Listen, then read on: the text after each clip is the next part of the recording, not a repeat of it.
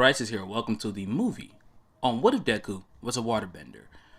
Had a water quirk. I don't know. Wonder if I can do. Anyways, before I go into the movie, I want to let you guys know there was possibly is a change that I made into the story. I am not completely certain whether or not I did change it, but there was in fact a change that I made, and I honestly am not too proud of that. So since I'm not fully certain on whether or not I did or didn't, if you realize a change, you can comment it down below. Just know, I think I changed some things, but it doesn't really matter. Anyways, that being said, please enjoy the video. If you're new to the channel, please like and subscribe. And with that, I'm out.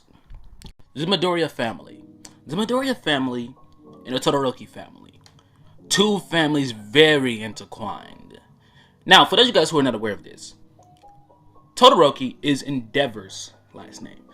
So Ray, obviously enough, took his last name. Oh my god, I just realized how fucking dumb I sound. Obviously enough, y'all would know that that's like 50% of how marriages works. Okay, anyways, whatever. Now, just gonna make it clear. The Midoriya family and the Todoroki family are actually related families.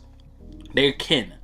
They all come from the same great 200 years of great grandfather who was born with the incredible quirk, at least of his time, a highly incredible quirk of thermal manipulation, which allowed him the ability to completely manipulate the temperature around him and control all aspects of temperatures. That meant he could control water, ice, fire, heat, steam, cold. Like, he was broken, okay? Dude was broken, and he was one of the most dangerous men to live in that time. He fought alongside the resistance in order to take down All For One, but in the end, he failed. Luckily enough, his quirk was not stolen, because if it was, All For One will be even more broken than what he already is, okay?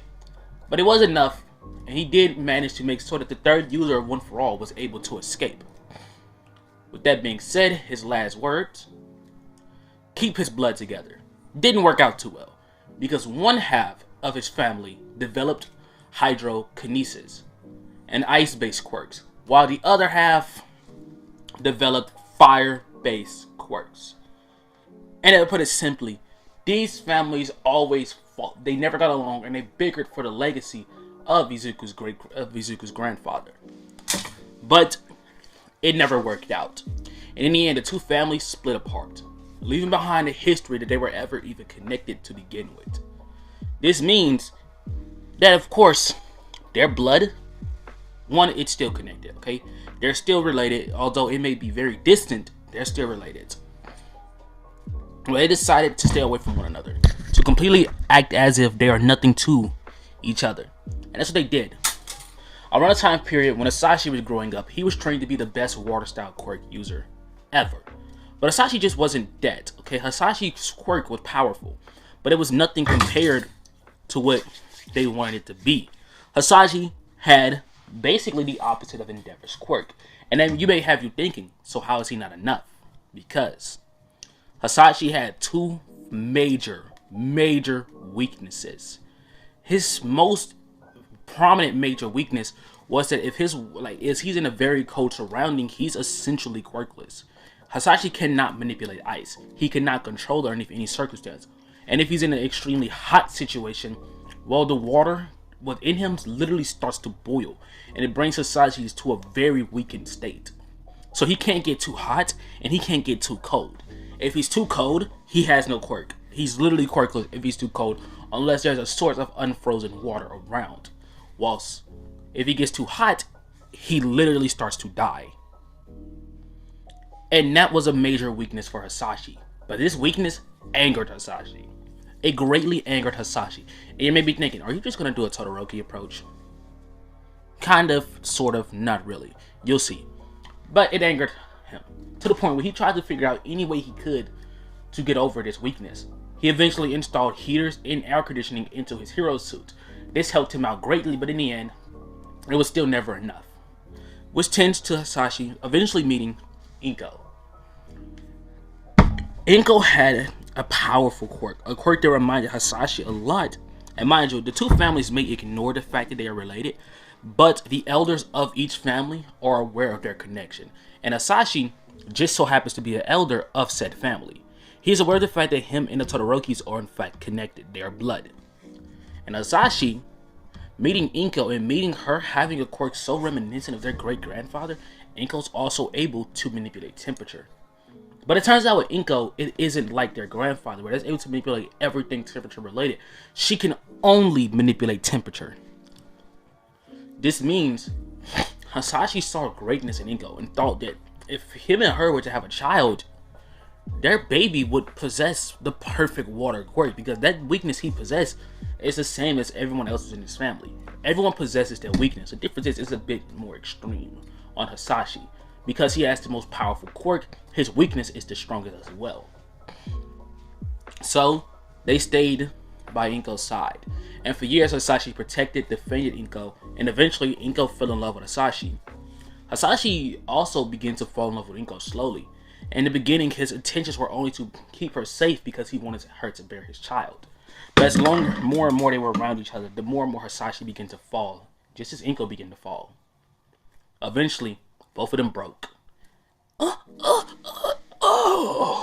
Izuku was born. Now, when Izuku was born, literal tidal waves were happening all across the globe. Horrible water storms, tsunamis, like storms itself was going off ballistically. No one could understand what was happening. This national phenomenon of just straight water was just insane. But no one could question anything, because no one could point it to Izuku. No one could prove that it was Izuku. But I'm letting you guys know now, it was in fact Izuku's birth that caused all this to happen. When Izuku was born, the Midoriya family cherished him. Izuku was a sacred treasure to their family. And mind y'all guys, this version of Izuku is going to be a complete asshole. I cannot stress this part enough. He's going to be a dick. So just be prepared. Izuku was cherished growing up. And he was literally looked at to be the best no matter what. And it was proven no matter what. Izuku's hydrokinesis was the most powerful in their family. Not only was he able to produce water from his body, he was able to do things that no one else in his family thought about. Grabbing the water from the atmosphere and molding that into actual water. They realized that water molecules are all around them at all times. There's always some form of a water molecule. Izuku would go into steam rooms, where in there he would meditate, and strangely enough, that made him stronger. And doing the same thing, he would force Hisashi to go in there. Even though this was Hisashi's weakness, a young 6-year-old Izuku constantly belittled and begged his father to do it, because it made Hisashi gain a tolerance to his one weakness, to his most extreme weakness, which is the fact that if he's too hot, he dies. He constantly did it until eventually, when Izuku was 9 years old, Hisashi was damn nearly impervious to this weakness. Yeah, it's that serious. Eventually, Hisashi, whilst being in these boil and steam rooms, eventually began to learn that he can just absorb the steam. Absorbing the steam, he's able to literally regain all of his water. Though Hisashi cannot manipulate said steam, because if he could, that would just make him broken, and I kind of need Izuku to be the one that's that broken. But he learns he's able to absorb said steam. Hisashi realizes, sadly enough though, no matter what he does, he can't control ice, nor snow, or anything of that sort. He cannot do anything in that situation unless he has a source of water that isn't frozen. So what Izuku did is, he decided to have boiled water, like little machines that boiled water, implanted into Hisashi's suit. That way that if Hisashi is put in a dangerous situation, it's very cold, his suit is constantly absorbing the snow around Hisashi until it reaches a certain limit, and then that said snow is boiled until it melts into water, and it's now steaming hot water for Hisashi to manipulate. All in all, Izuku and Hisashi are both very quick thinkers. Hisashi is also a master of hand-to-hand combat, a master of kenjutsu, a master of all types of fighting styles. He's a straight-up trained vet. Hisashi is almost impossible to defeat in battle. I really hope you guys don't hear the music in my background, but I'm pretty sure you guys don't. You usually don't hear it, so yeah. But it helps me focus on the videos. Anyways, that being said, a master of several hand-to-hand combat skills. And Izuku's trained by every member of his family. Every member that possesses unique, different quirks. Izuku's taught by one member of his family is able to spew out water from their mouth like a water hose. He's trained by the water hole heroes. He's trained by them, Koda's parents. Koda is Izuku's younger cousin, okay? Koda is also going to be Kota Midoriya. You guys get it? Okay. With that being said, we now time skip to the start of the original anime. This version of Deku doesn't live anywhere around Bakugo. As a matter of fact, this version of Deku, He just doesn't care. He's nowhere around. No one is very special to Deku, so he never met Bakugo this time around. Deku has multiple friends though. He has a huge friend group and a huge following. Deku essentially is Bakugo this time around. He is the main character version of Bakugo. Now, Deku was walking, and he normally walks around because he's one of the most powerful people on the planet. No one's gonna touch him, and even if they do touch him, he's fucking famous. He's the number 3 pro hero's son.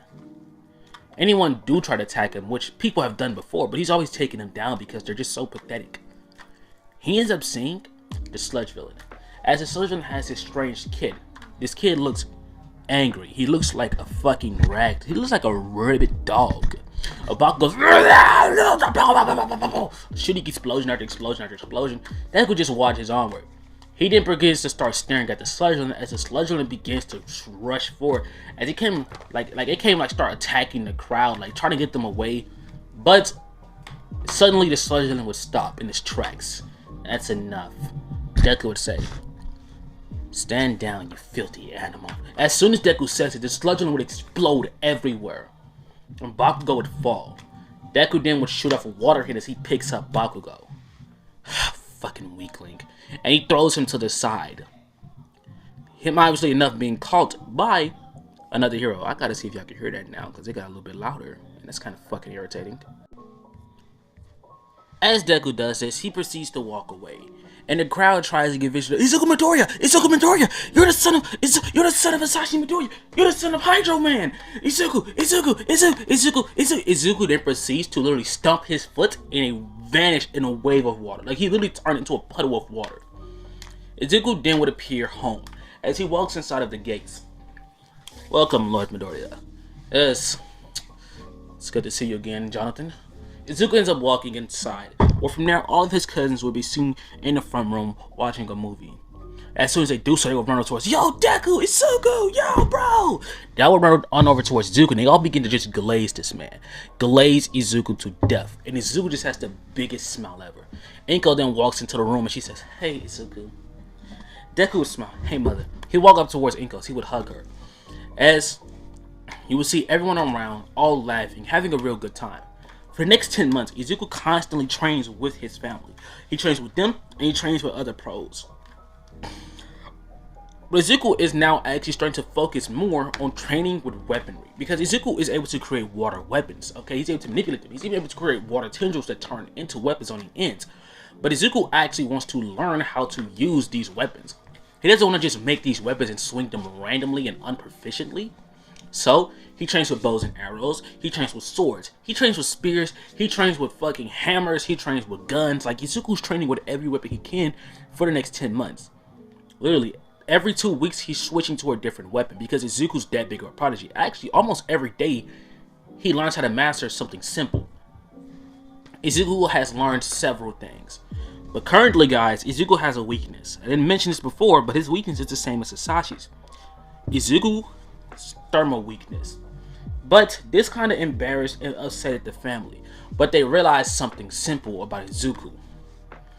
Izuku may have a thermal weakness like Hisashi does, but Izuku's tolerance is so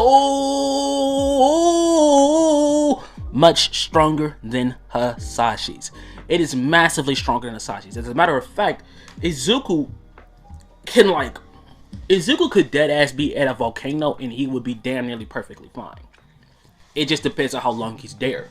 The only people that could actually endorse Izuku's weakness would probably be someone like Dabi or a manga Todoroki.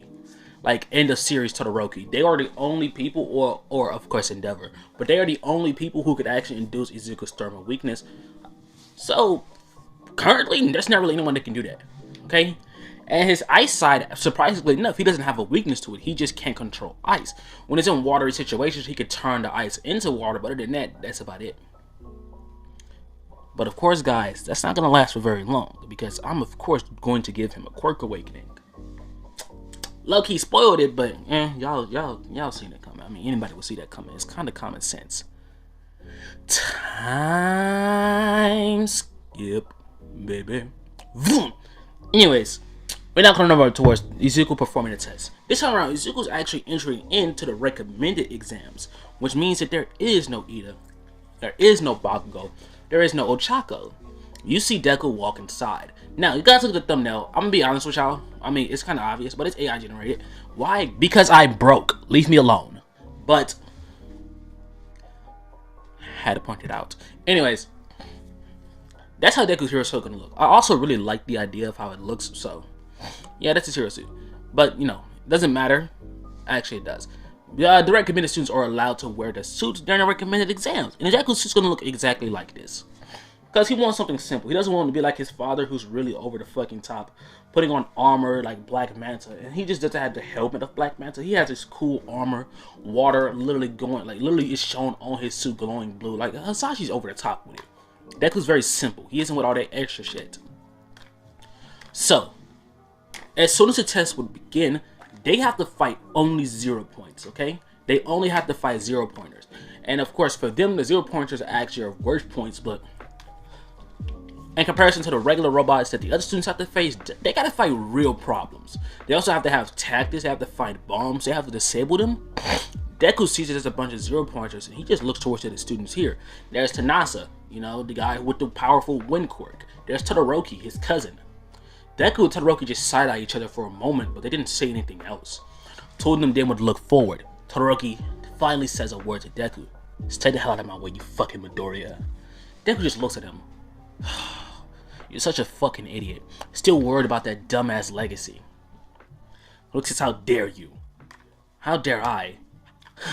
You're talking about me like your mother didn't burn your own fucking eye. How dare I? I'm not the one getting bitch slapped by my father every day. Oh wait, you are. Remember your fucking place, Todoroki. You're nothing in comparison to me, and you're sitting here trying to act like you actually deserve anything. Are you still mad because I kicked your ass all those years ago? Todoroki looks towards Deku and says, oh, you're gonna do what? Attack? We have a test to do. Shut the fuck up and fight. We now do a flashback to a 10-year-old Deku standing in an arena. He then looks towards his dad and was like, Dad, what are we doing here? I'm the strongest one. Like, you could have got Jay to do this shit, bro. Like, Jay, he's powerful. Like, no. I wanted it to be you. Jay can literally shoot water explosions. Why does it have to be me? Because I want it to be you. You're better. Okay? You're the strongest one, and he's the strongest one they got. We want them to make it clear that just because he has 2 quirks, you're still better. Says, you're putting me up against someone with 2 quirks? Ugh, who does this guy possibly be? Shoto Todoroki. He has fire and ice manipulation. That's stupid. If he fires ice at me, I'll just melt the ice.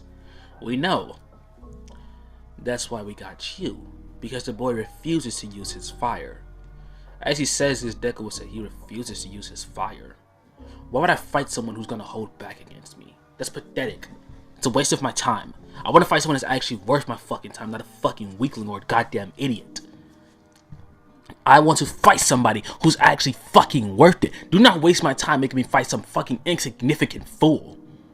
Izuku, who the hell are you talking to?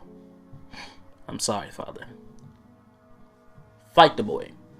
And I want you to completely embarrass him.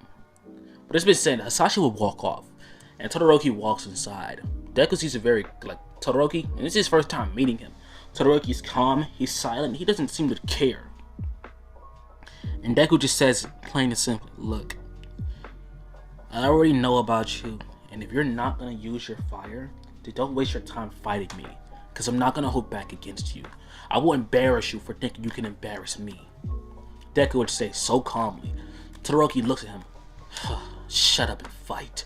As he would stomp his foot on the ground and release a wave of ice towards Deku, Deku would lift up his hand as 50% of the wave would melt into water. Said water then would fly towards Deku. Deku would spin and throw the water directly at Todoroki. Todoroki sees it coming. He would lift up his hand and unleash a ice wall. But Deku's water literally melts the ice wall and slams into Todoroki, and he's thrown back.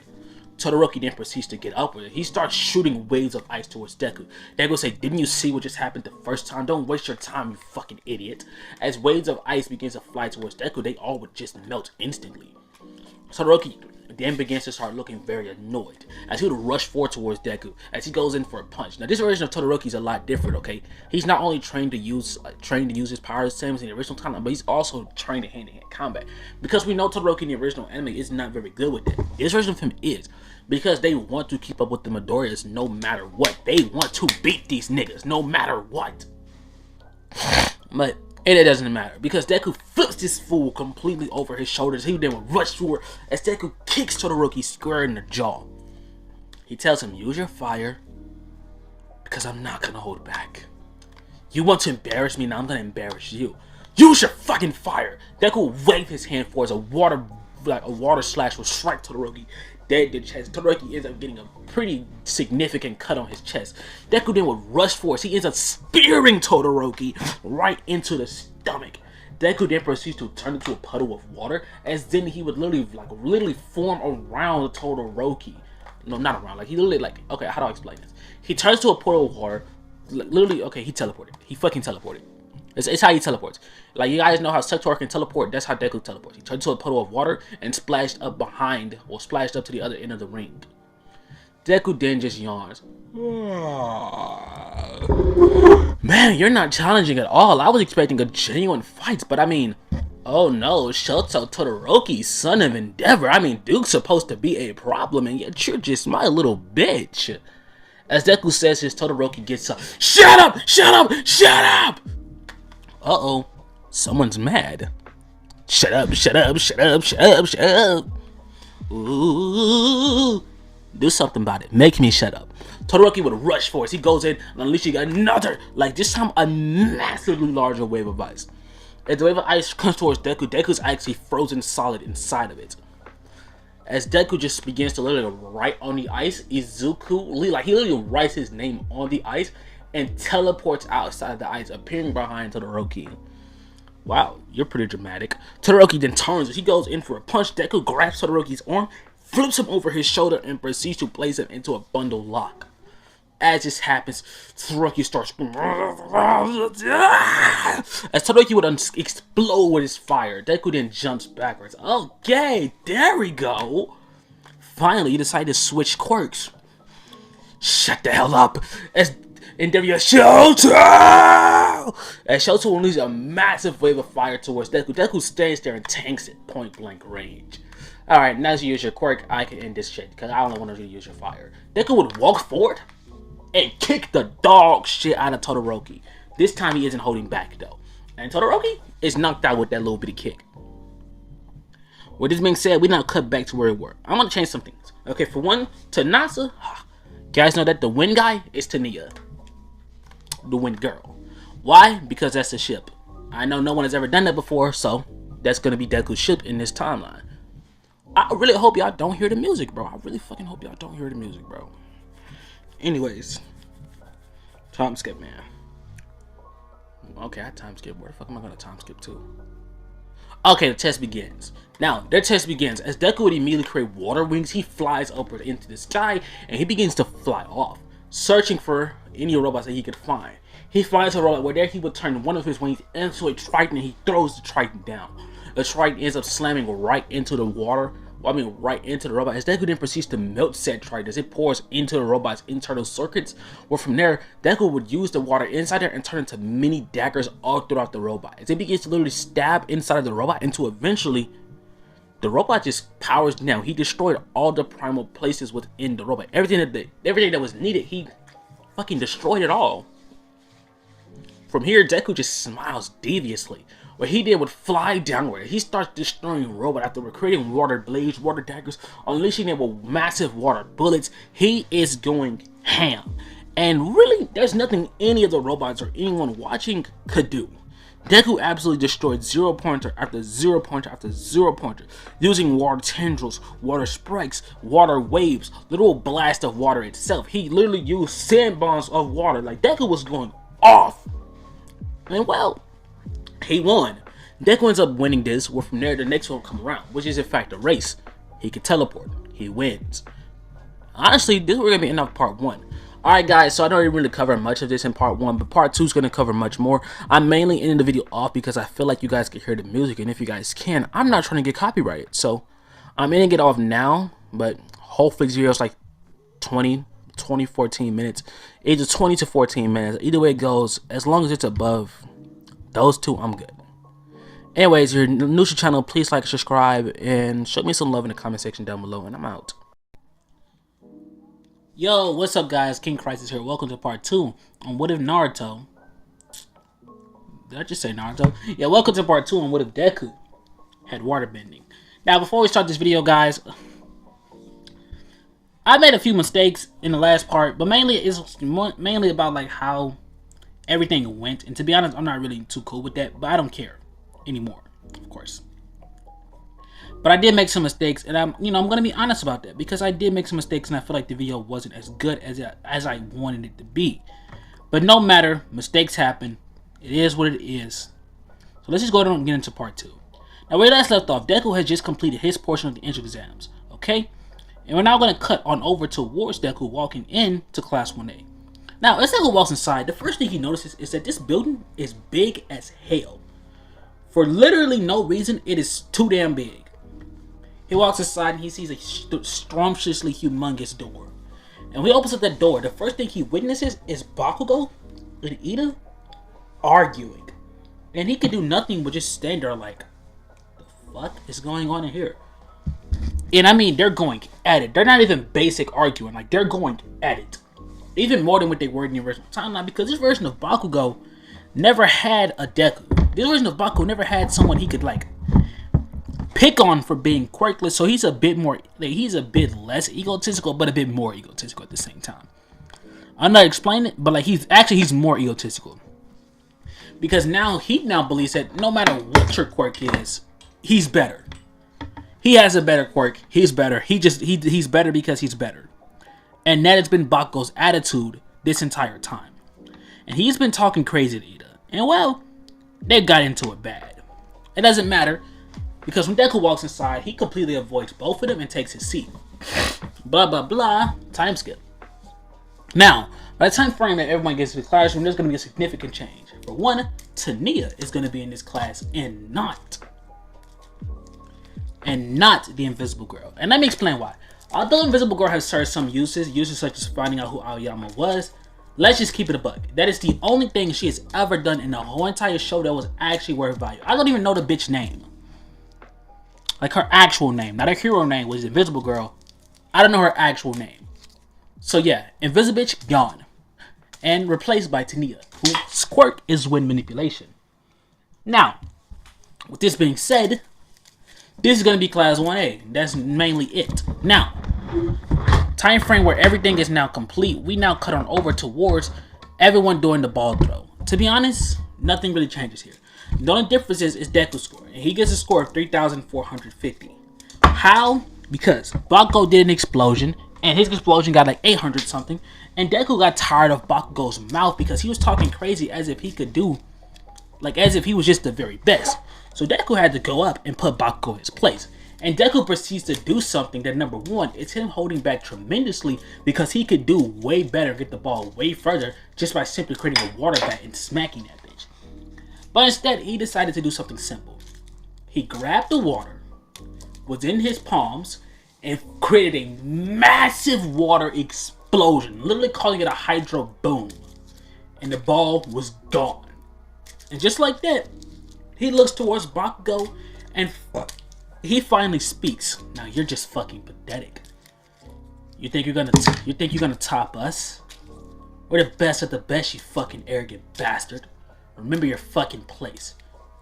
You're equal to everyone here. You may have scored the highest on the entrance exams, but that means nothing here. Not anymore. Several people in this classroom could be stronger than you. Not to mention, a couple of us came from recommended exams. Remember that. Kazuki. As Deku walks away. With Deku walking away, this just causes a stunned Bakugo to do nothing but sit there. Grip strength test. Deku destroys. Deku's able to control, he's able to control the liquid within his body. Of course, he's able to control blood or semen for whatever reason he may need to control that. But he isn't able to do that. He is able to control the water, the existing water within his body. And he calls it the steam. When it does so, it increases his strength dramatically, allowing him to crush like basic things. Now from here, he is able to run And well, the running exam, Deku just creates a water bug. He steps on it, zooms off, instantly getting him first place. Not to mention, I could have just made him teleport, but I didn't want to do that yet.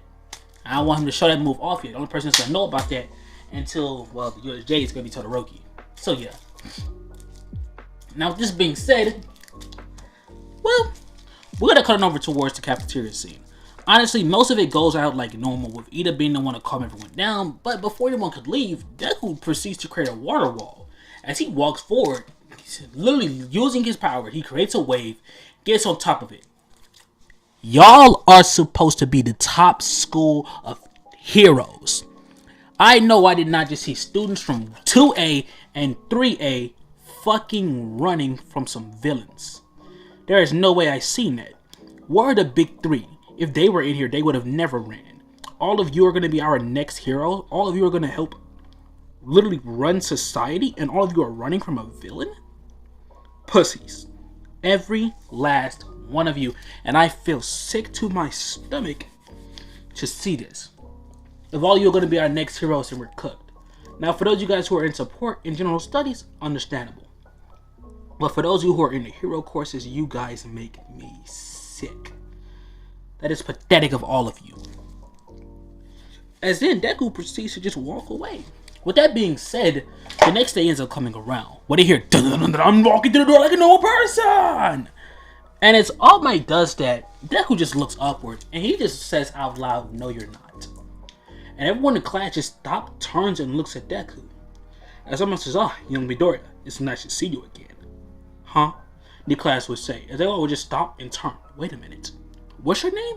Izuku Midoriya. What? The entire class will say. Did you guys not notice that from the water quirk? Wait. As in Hisashi Midoriya? The number 2 pro hero? Yeah. As in Hisashi Midoriya, the number 2 pro hero. Oh my god. I knew I recognized your face. Everyone in the room begins to say, aside from Bakugo, who hates Deku. They begin to glaze, and it aggravates Deku instantly. He then tells them to stop. He says he may be the son of a pro, but like, so is Todoroki. Glaze him, not me. And as soon as they say that, they would just turn. Who's his dad? Endeavor. And with that being said, the attention instantly shifts to Todoroki, who side-eyes Deku with a look of pure hatred, and Deku just gives him a little devious smirk. With that being said, they didn't explain that there's going to be the hero teams, and everyone's going to be placed onto teams randomly. Now, Deku is going to have to be going up against Bakugo and Tsukiyomi, and his partner is going to be Toya. Now, when Deku sees his team, he would think, okay, this is going to be pretty interesting. And the entire class begin to agree, saying that there's no way that these guys aren't going to put on a show. There's no denying the fact that Deku is probably the most powerful in the class, but they also got to take into account the fact that Bakugo's also extremely powerful, and they don't know what he's really capable of when he goes all out. But Deku, he has no fear. Deku's 100% confident that literally no matter what Bakugo does, he got this in the bag. And Bakugo begins to talk hectic to Deku. And Deku just simply looks at him and says, you're just like a damn dog. All bark and so far no bite. As Deku says this, Bakugo's facial expression will shift to a real hateful one. Then break it on, you fucking nerd. Calling me a nerd and yet you don't even know me. You truly are as foolish as they say about the commoners. What did you call me? Oh, my bad. A broke bitch. Deku then would literally start approaching Bakugo, and I'm gonna say, whoa, save it for inside the building. The villains will end up getting a head start. The villains are still gonna be Tsukiyomi and Bakugo.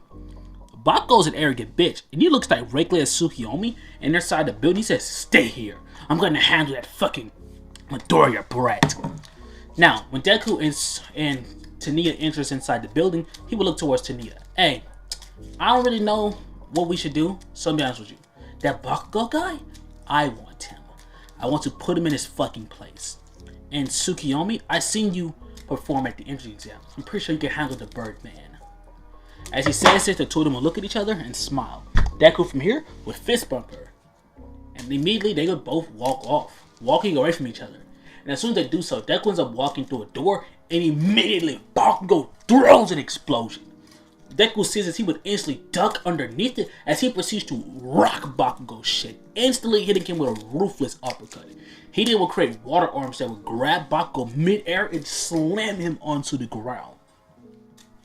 As this happens, Bakugo will point his hands downward, launching explosion in order to launch himself up. He then would spin mid-air and go in and throw an explosion at Deku's face, who would dodge, parrying by grabbing Bakugo's wrist and slinging him over his shoulder, slamming Bakugo's back into the wall. Bakugo proceeds to literally get up yet again as he launches forward yet again and throws another explosion. Deku proceeds to literally dodge it, grab his wrist again, and sling him. He proceeds to tell him, "You're too predictable. Everything you do is rush forward, explode. Rush forward, explode. You're not even using actual decent fighting skills. All you're doing is running forward, throwing a punch, or throwing an explosion. You're fucking pathetic. And so far, that's all you've been doing. Try something better. Use some actual skill." Deku begins to dodge all of Bakugo's hits as Bakugo then goes in and says, "You know what? Fuck you!" as he proceeds to literally take a piece shot. Or from there, he will fire his explosive beam. Deku sees it, he says, "Ooh, finally something new."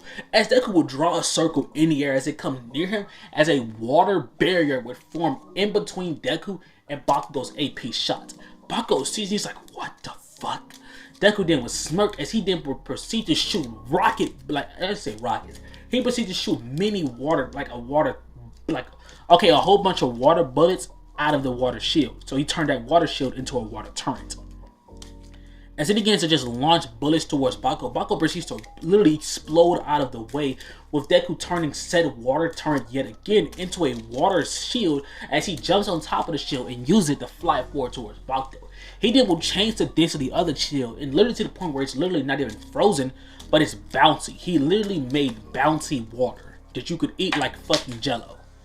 He then launches himself off of it, spins and hits Bakugo with a mean kick before literally ducking from a punch that Bakugo tried to throw. Deku then proceeds to form a water blade as he puts it directly to Bakugo's throat. Bakugo then freezes in his tracks. Bro is not moving a muscle. Are you done? Did you give up? Bakugo then will just slowly lift up his hands. And then he explodes Deku point blank range in the face. Everyone watching this would scream in absolute shock. And Bakugo would smirk as he then would launch explosions forward to launch himself backwards. "Look at the fucking weak link. How does it feel, huh?" Deku, as the smoke clears, looks irritated. As he has black markings on his face now, as a little bit of blood is coming out of his eyes. Okay. That's how you want to play it. As Deku proceeds to literally hold his hand to his face, as they begin to witness his cuts and the blood begin to heal. What the fuck? Deku starts laughing before he would lift up his hand, and the building began to shake. We cut upstairs where there you see Tsukiyomi and Taniya staring each other off. Taniya would rush for it. She would spin and throw a kick with a massive burst of wind flying off of her kick as she does so. Tsukiyomi then would hide behind Dark Shadow, who would of course tank the kick. Dark Shadow would rush for it and goes in for a punch. Taniya begins to go hand-to-hand combat. She begins to punch Dark Shadow, and that's until Tsukiyomi would jump in. And the two of them begin to actually low-key double-team her.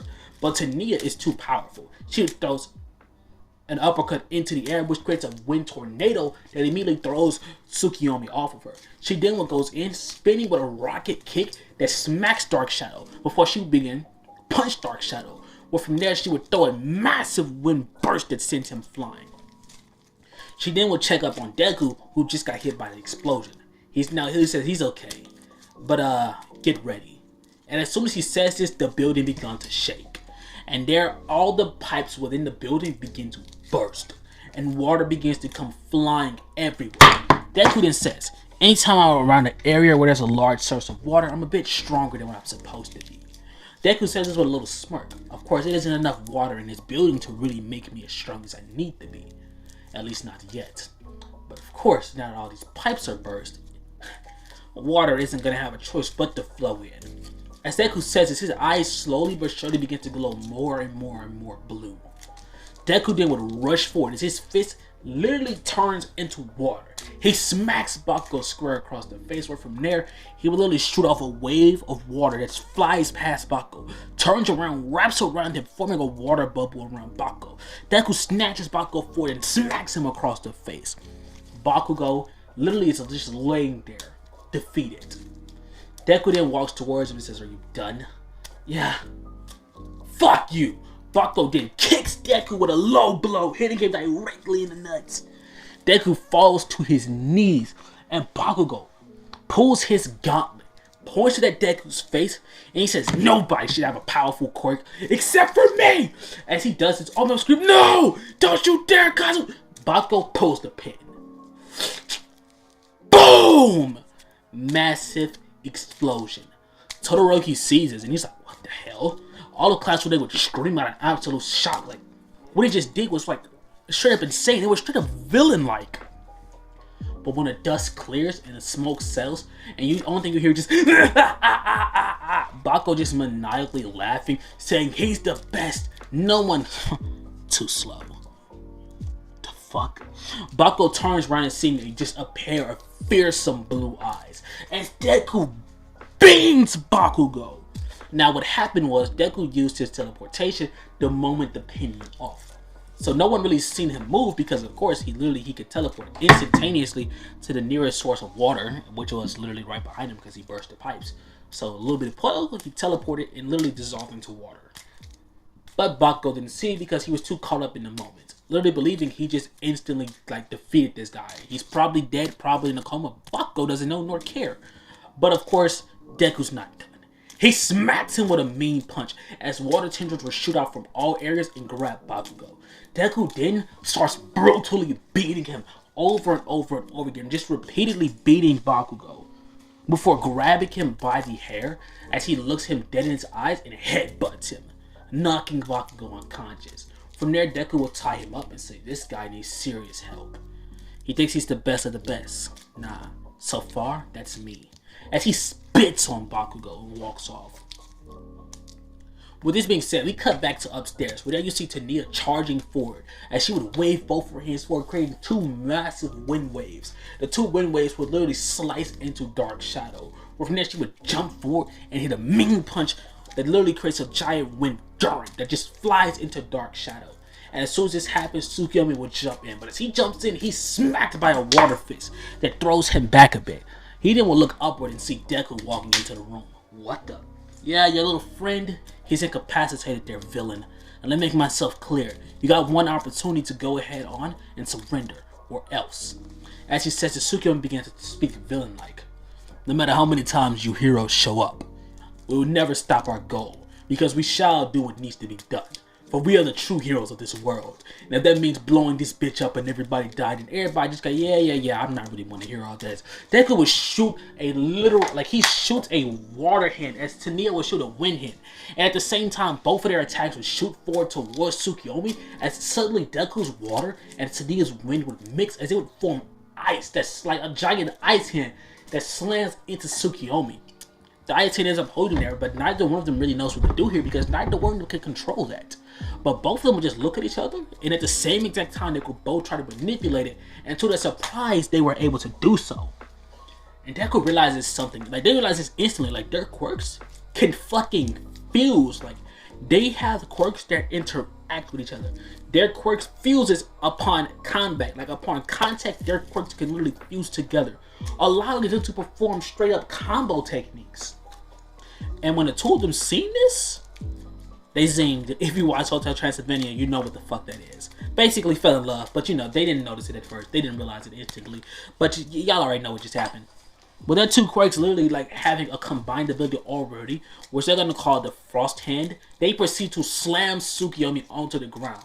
Dark Shadow tries rushing forward, but they end up both of them shooting off a wave of water and a wave of wind that freezes Dark Shadow. Deku then would run forward and hit Tsukiyomi with a mean knee to the face. And Tsukiyomi is now unconscious. They will bandage him up, and from there, both of them would immediately high-five and walk away.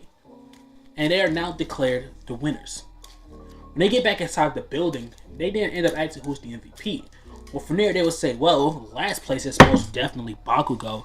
I mean, Bakugo was arrogant, and he literally attempted to kill Deku twice.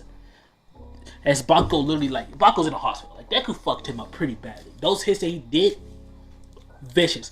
Mind y'all, the more water that Deku's around, the stronger he is. Like, both physically, his water abilities, like, he's able to do more, like, he's just stronger the more water he's around. He's stupidly stronger. Well, that being said, yeah. Honestly, I feel like I'm, like, low-key fucking it up a little bit, but I'm gonna keep it going. Just in case, you know. Just in case it's actually good and I'm just tweaking. Which happens sometimes. But yeah. From here, Class 1A proceeds to all go home. And after all leaving, Deku ends up getting into his limo, but he's stopped by Tania. He just stopped and looked at her. Yeah? Do you have Snap, Instagram, TikTok, anything? Deku looks at her and says, of course I do. I'm famous. All you gotta do is just look up my name, you'll find me. She then says, oh, okay, well, you better follow back. And Deku just looks at her with a little smile. Of course I will. Well, from here, they proceed to drive off, and Deku going home. When they get home, you see Hisashi sitting on the front room couch. Huh, you're off for the day? Shit. I really hope y'all didn't hear that. But he says, for now, yeah. But you know, when duty calls, it just calls. Anything would have happened, I'll just go ahead on and proceeds to do this. Got it? They proceed to slow down. They proceed to sit down and chill for a minute. Where from there, Inko ends up making it home. Where from there, he ends up explaining to them what happened. Like, what happened with Tania. This ends up causing Hisashi and Inko to look at each other. You said she has a wind quirk. He would nod. And together, you two were able to manipulate ice. He would nod. Maybe it's possible then for you to learn how to control substances other than just water. Maybe you can completely control water, steam, ice. Maybe it doesn't matter. Deku then looks forward before explaining that he can control boiling water, but it's only to a certain degree, and it's only when he's completely focused. Hisashi explains no matter how it goes, that shows that it's possible. It's possible for them to control other forms of water. Which leads to Deku, Hisashi, Inko coming up with a scheme. They're going to get Deku hooked up with this girl. And from here, we now time skip. Class 1A is now determined in order to pick a class president, and everyone actually volunteers Deku. But Deku explains that hell fucking no. He explains that for one, that's a very, very stressful thing to do, and he does not want to deal with any of them being buffoons. So now this being said, this is where we're going to end off part 2. I really hope this video is longer than what it is, but I'm mainly ending this video off now because I just got a pretty important text message and I have to go now. So with that being said, I'm out and I may not upload for a while. May not. Or you guys may get a random very happy me out of nowhere. What's up guys, King Crisis here. Welcome to part 3 on what if Deku was a waterbender. Honestly, didn't really think I was going to get to a part 3 on this, but you know, recorded part 2. And as I got done recording part 2, I seen people requesting for a part 3. I mean, for a part 2. And you know, I didn't upload it yet. Of course, I recorded it. Anyways. That being said, since people are already requesting for a part 2, I went ahead on and recorded part 2 and decided I'm going to record a part 3 immediately afterwards. So, let's start this video. This video starts off where we last left off, with Deku making it home and explaining everything to his parents about what him and Tania are actually capable of when they combine their powers together. This intrigues both Inko and Hisashi greatly, and Hisashi starts convincing Deku to try hooking up with her, you know. Think about the family. And this causes Deku to actually low-key starts thinking about that a little bit. And it actually continues to be going throughout his head throughout the day. We cut on over towards Class 1A getting onto the bus. As everyone is loading up and heading towards the USJ, they begin to discuss who are the strongest in the class. It comes down in between the top 4. Obviously, at the very top is Deku. Deku has shown to be the most powerful in the class, like pure power-wise. So far, they believe that the one with pure power is Todoroki, because Todoroki has just demonstrated some absolutely insane shit. Number 2 is Todoroki, of course, because they've seen Todoroki just one-shot a building. But it seems Deku has more skill than Todoroki. And more or less, they do believe that if they were to get into a fight, Deku would probably win, because so far, Todoroki's quirk is ice. And they believe that Deku was able to manipulate ice since they seen what him and Tania were able to do together. So they believe that Deku probably could just do that naturally. They aren't really sure. But they've seen Deku manipulate ice, and they are aware of the fact that he can do so. And since they are aware of the fact that he can do so, they're not really certain on this matter. Then, number 3 is Tania. They've seen her perform some very interesting and unique moves, combo moves with Deku, and pretty cool techniques when it comes down to her wind quirk while fighting against Tsukiyomi. Number 4 is Bakugo. They've seen... Actually, I'm gonna piss him off. Number 4 is Tsukiyomi. This causes Bakugo in the back to just start rambling. She says, "No, what that fucking feather isn't stronger than me." Yes he is, replied the whole class, instantaneously. He's stronger than you. Grow up. As they say this causes Bakugo to just start ranting. And as Bakugo's ranting, no one's listening to him. No one's listening to Bakugo's rants as they just let him go on. With no one paying attention to Bakugo, just makes him go off more. Like, he starts going off even worse now that no one's listening. And this causes Deku to just start laughing at him. This is entertaining, Deku would say. Fucking explosive bastard upset that he's not one of the strongest. How much you want to bet I want to fight that bird I would win? Everything you got in your pocket. Matter of fact, everything in your bank account. Hell, I'll bet everything in my bank account. As Deku says this, just the bus goes silent. And Bakugo looks at Tsukiyomi and says, "You're gonna have to catch me after this." And Tsukiyomi would just nod his head because he does not give a fuck. Because let's just be realistic.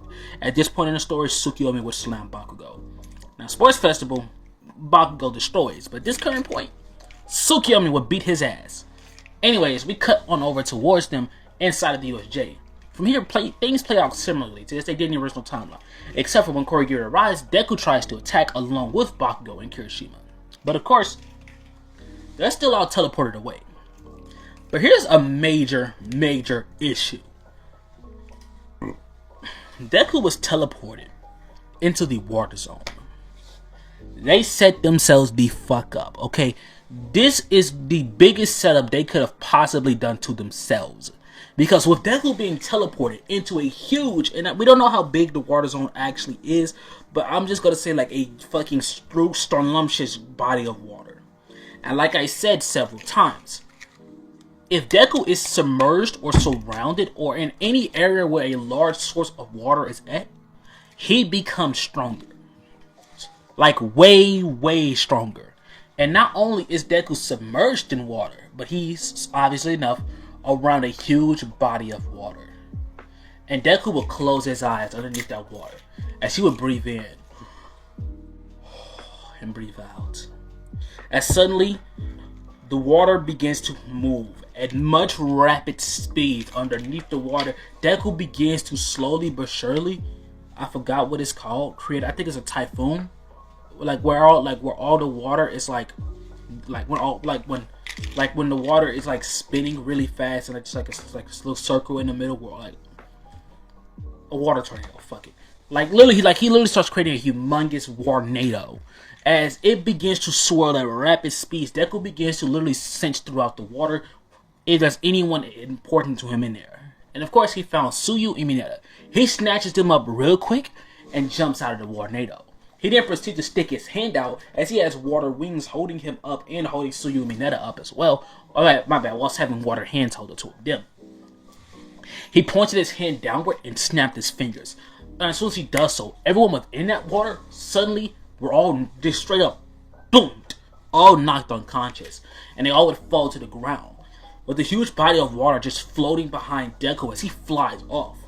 With Tsuyu and Mineta being put into a safe space, Deku will create a water bubble around them, saying that since the two of them are honestly pretty, like, Tsuyu is pretty good on her own, but he looks towards Mineta with just no shame and says, "But you're weak. You cannot fight, you cannot do anything on your own, therefore, stay in the damn bubble." He's like, but I you're right. It's like, yeah, of course I'm fucking right. I wouldn't have said that if I wasn't right. And Mineta can do nothing but sit there quietly. Of course, what else would he have done? Let's just be realistic. If he, like, what would he have done? Throw a fucking ball at them? Yeah, no, Deku's not letting him fight. So Mineta is forced to stay there. He's forced to just to sit there inside of Deku's bubble until Deku was able to take care of every villain here. The battle would begin. As Aizawa is being held up by the Nomu is struck by a water fist 10 times the size of its body, as the Nomu is sent flying. Well, from there you will see Deku land. And now, normally when Deku's around a good enough source of water, his pupils will become blue. Deku's whole entire eye is not only glowing blue, but they're glowing white and blue. So basically his eyes turn white with a blue shade coming off of them. He then will just turn. All of you thought that you stood a chance against me. None of you do. Deku then will shoot a massive wave of water towards the Nomu yet again.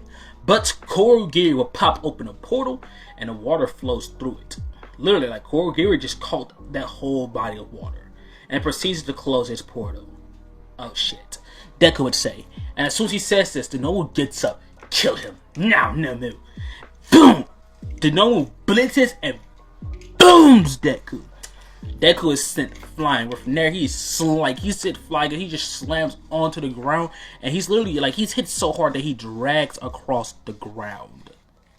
And he slowly but surely, like, it gets up and just roars. Ew. What the fuck? Deku would say. Yeah, that thing is fucking disgusting. The Nomu comes running in as it just like grabs the Deku who slowly stood up and proceeds to slam his head into the concrete. As this happens, Deku will lift up his hand because there's still some water around, and he would form a water blade and he slams it into the Nomu's stomach, but the Nomu it doesn't budge. It literally starts reaching its teeth forward in order to bite Deku. As this happens, Aizawa proceeds to like wrap his bandages around the Nomu and try to pull it off of him. But from there, Aizawa is snatched by Shigaraki. As Shigaraki goes in and he proceeds to place a palm on Aizawa's forehead. As it happens, Aizawa begins to decay rapidly. And well, Deku sees what's happening. He sees Aizawa dying like very, very, very quickly.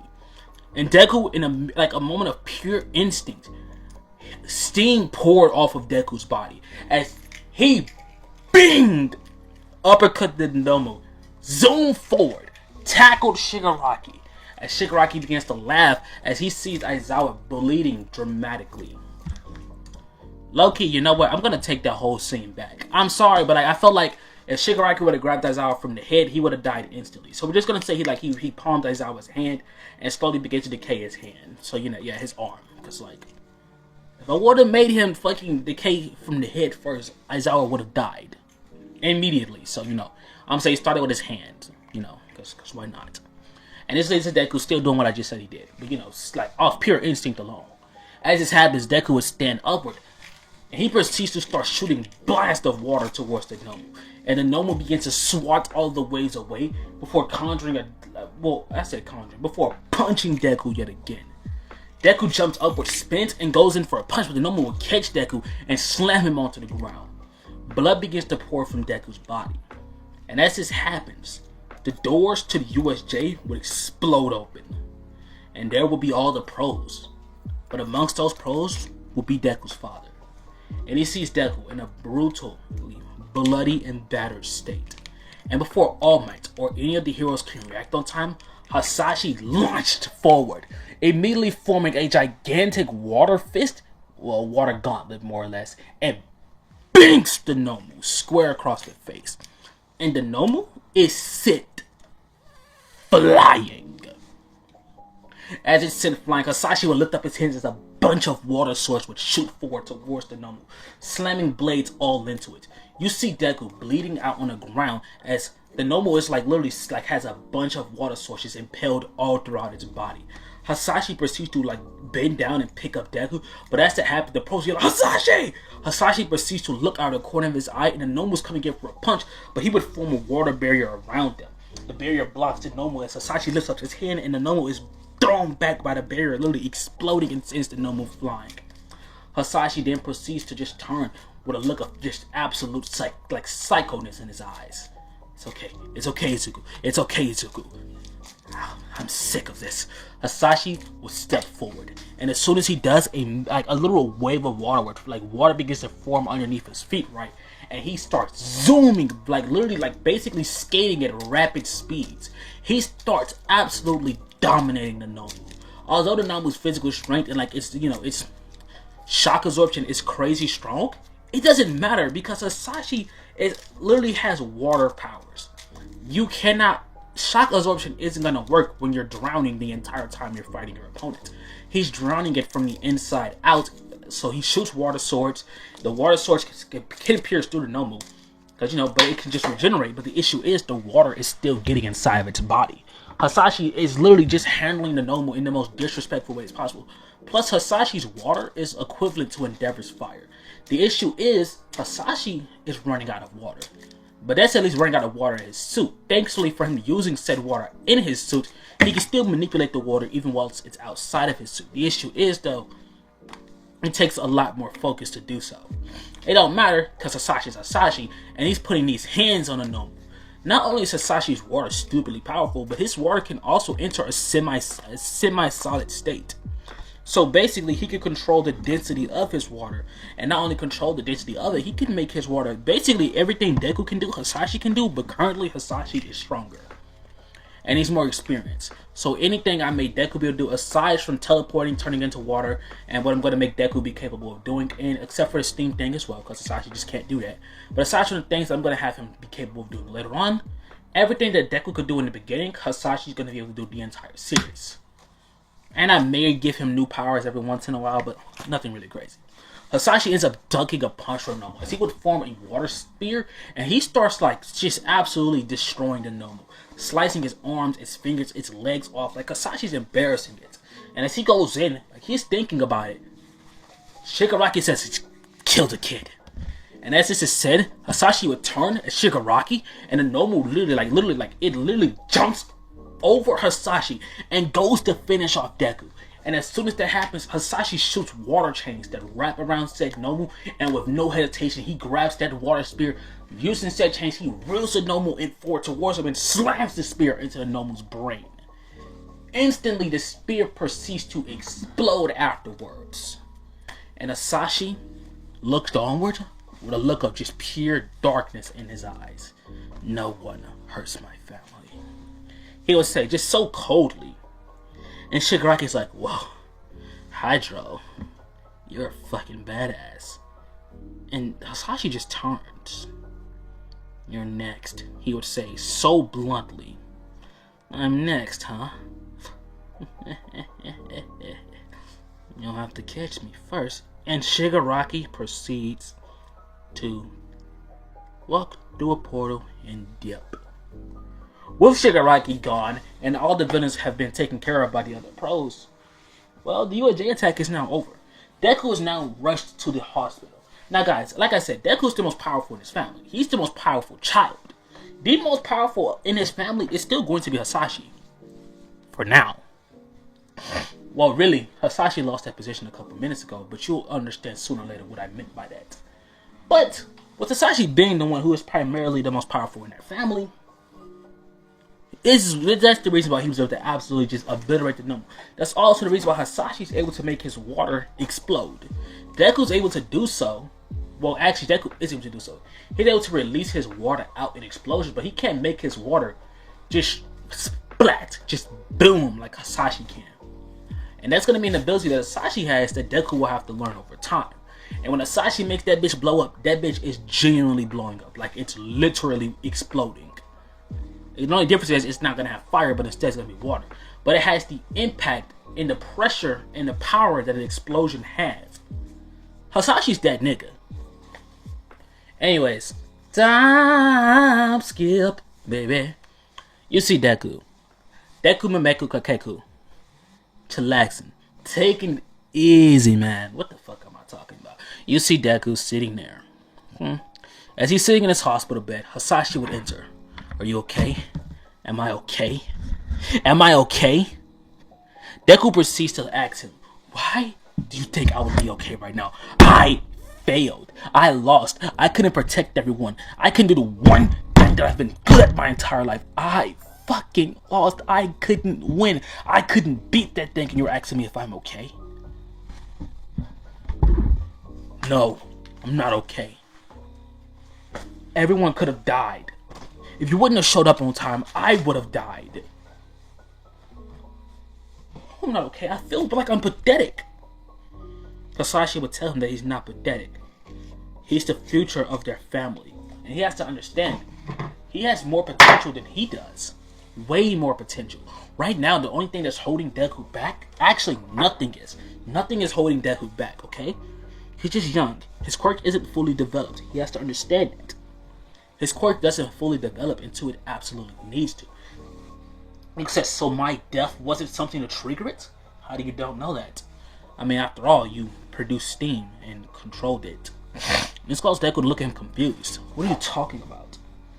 Hisashi proceeds to show Deku a video with Deku's body steaming and him rising up, flying towards the Nomu and hitting it with a last-ditch effort to protect Hisashi, to protect Aizawa. And to the Nomu, straight up, instantly put his ass down.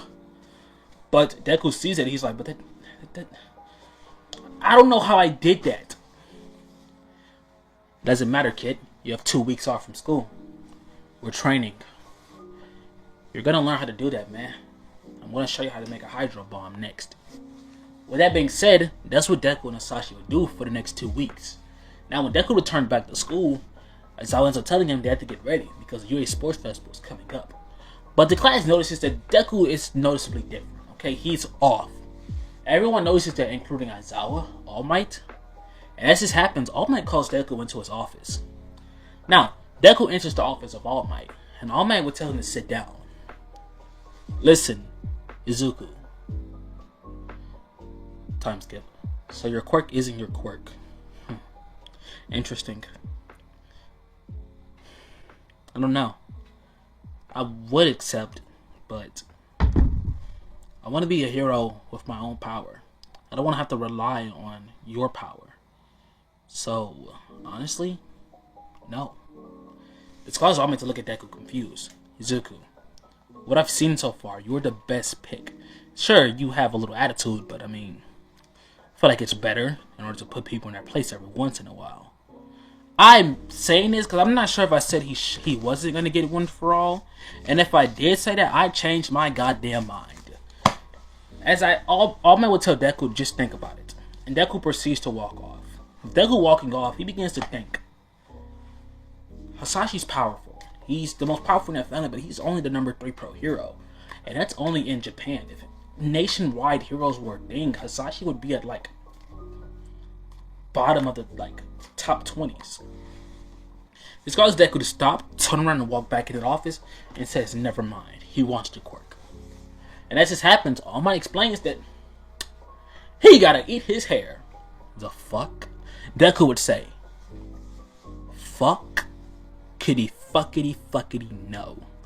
And All Might's like, but if you eat my hair, you'll get the quirk. Why would I want to eat your hair? I don't give a damn.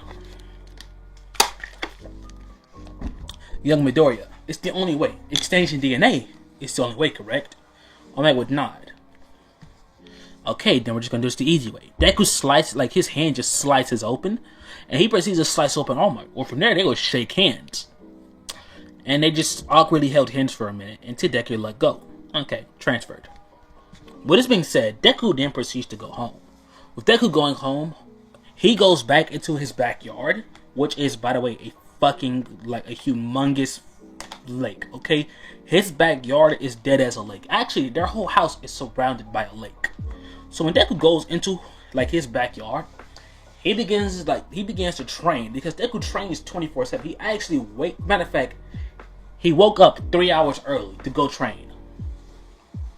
And then, by the way, this is the day of the sports festival, by the way. So yeah.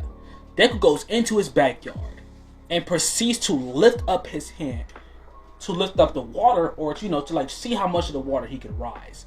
And this nigga proceeds to raise the whole river around them.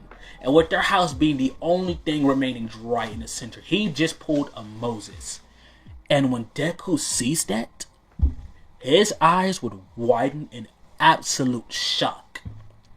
he slowly would put the water back down, at least so that it wouldn't be too loud to wake Inko. It still woke her up because it's a whole lake just suddenly slamming down. Even if it was slowly, she still heard that shit. Inko wakes up. She goes outside like, what the hell? Mom, I just picked up the lake. So, your dad does that like every day as part of his basic workout routine. No, I did that with one hand. And Inko just looks at him, okay? Mom, Dad struggles with that. And Inko's like, okay, Izuku, I believe you. It's okay, sweetie. And she just turns around and starts walking away before Deku proceeds to do it, like right in front of her, lift up the whole lake. And this causes Inko to stop and turn. Maybe it's because of your quirk awakening. You know, after all, when you did fight in the USJ, your quirk did awaken, Izuku. I mean, that's the only explanation we could come up with for the steam. I mean, like, your family can't manipulate steam. It's not a thing that you guys can just do, so it had to have been that. But it's okay. Inko proceeds to walk back into her home. With Inko walking back into her home, you see Deku proceeds to turn around and start back training. He continues to see what all he can do now, and Deku begins to realize he can now create more unique water constructs, more interesting water constructs. He begins to create water Gundams, water guns. He literally creates a water grenade. He starts literally like shooting splashes of water out of his hand, one strong enough to fucking crush the ground beneath his feet. Deku then starts thinking, is it because of All Might's quirk? And obviously enough, guys, it is because of One For All. He begins to try to figure out what all he can actually do with One For All. Until he throws a punch. And mind y'all, Deku is going to be able to handle, and like this current version of Deku can handle like 60% One For All. No issue. But he still did 100%. But his bones aren't going to break from using 100% because he can already handle 60%. But he is going to sprain his arm. Okay, only a little sprain that it can easily be healed. But yeah, he sprained his arm and fucking panicked. With that being said, like he ends up like Inko take him to a little quirk doctor real quick before they left. He got healed up and he just left and went to school. Anyways, when arriving at school, like I said, they know something's off, blah blah blah blah. Speech is still going to be Bakugo because he scored highest on the exam. But as Bakugo was giving his speech, Deku interrupted him. Yeah, look, I'm going to keep it a buck. Don't nobody want to hear that shit. And Deku says this out loud, no hesitation. And everyone just stopped and turns.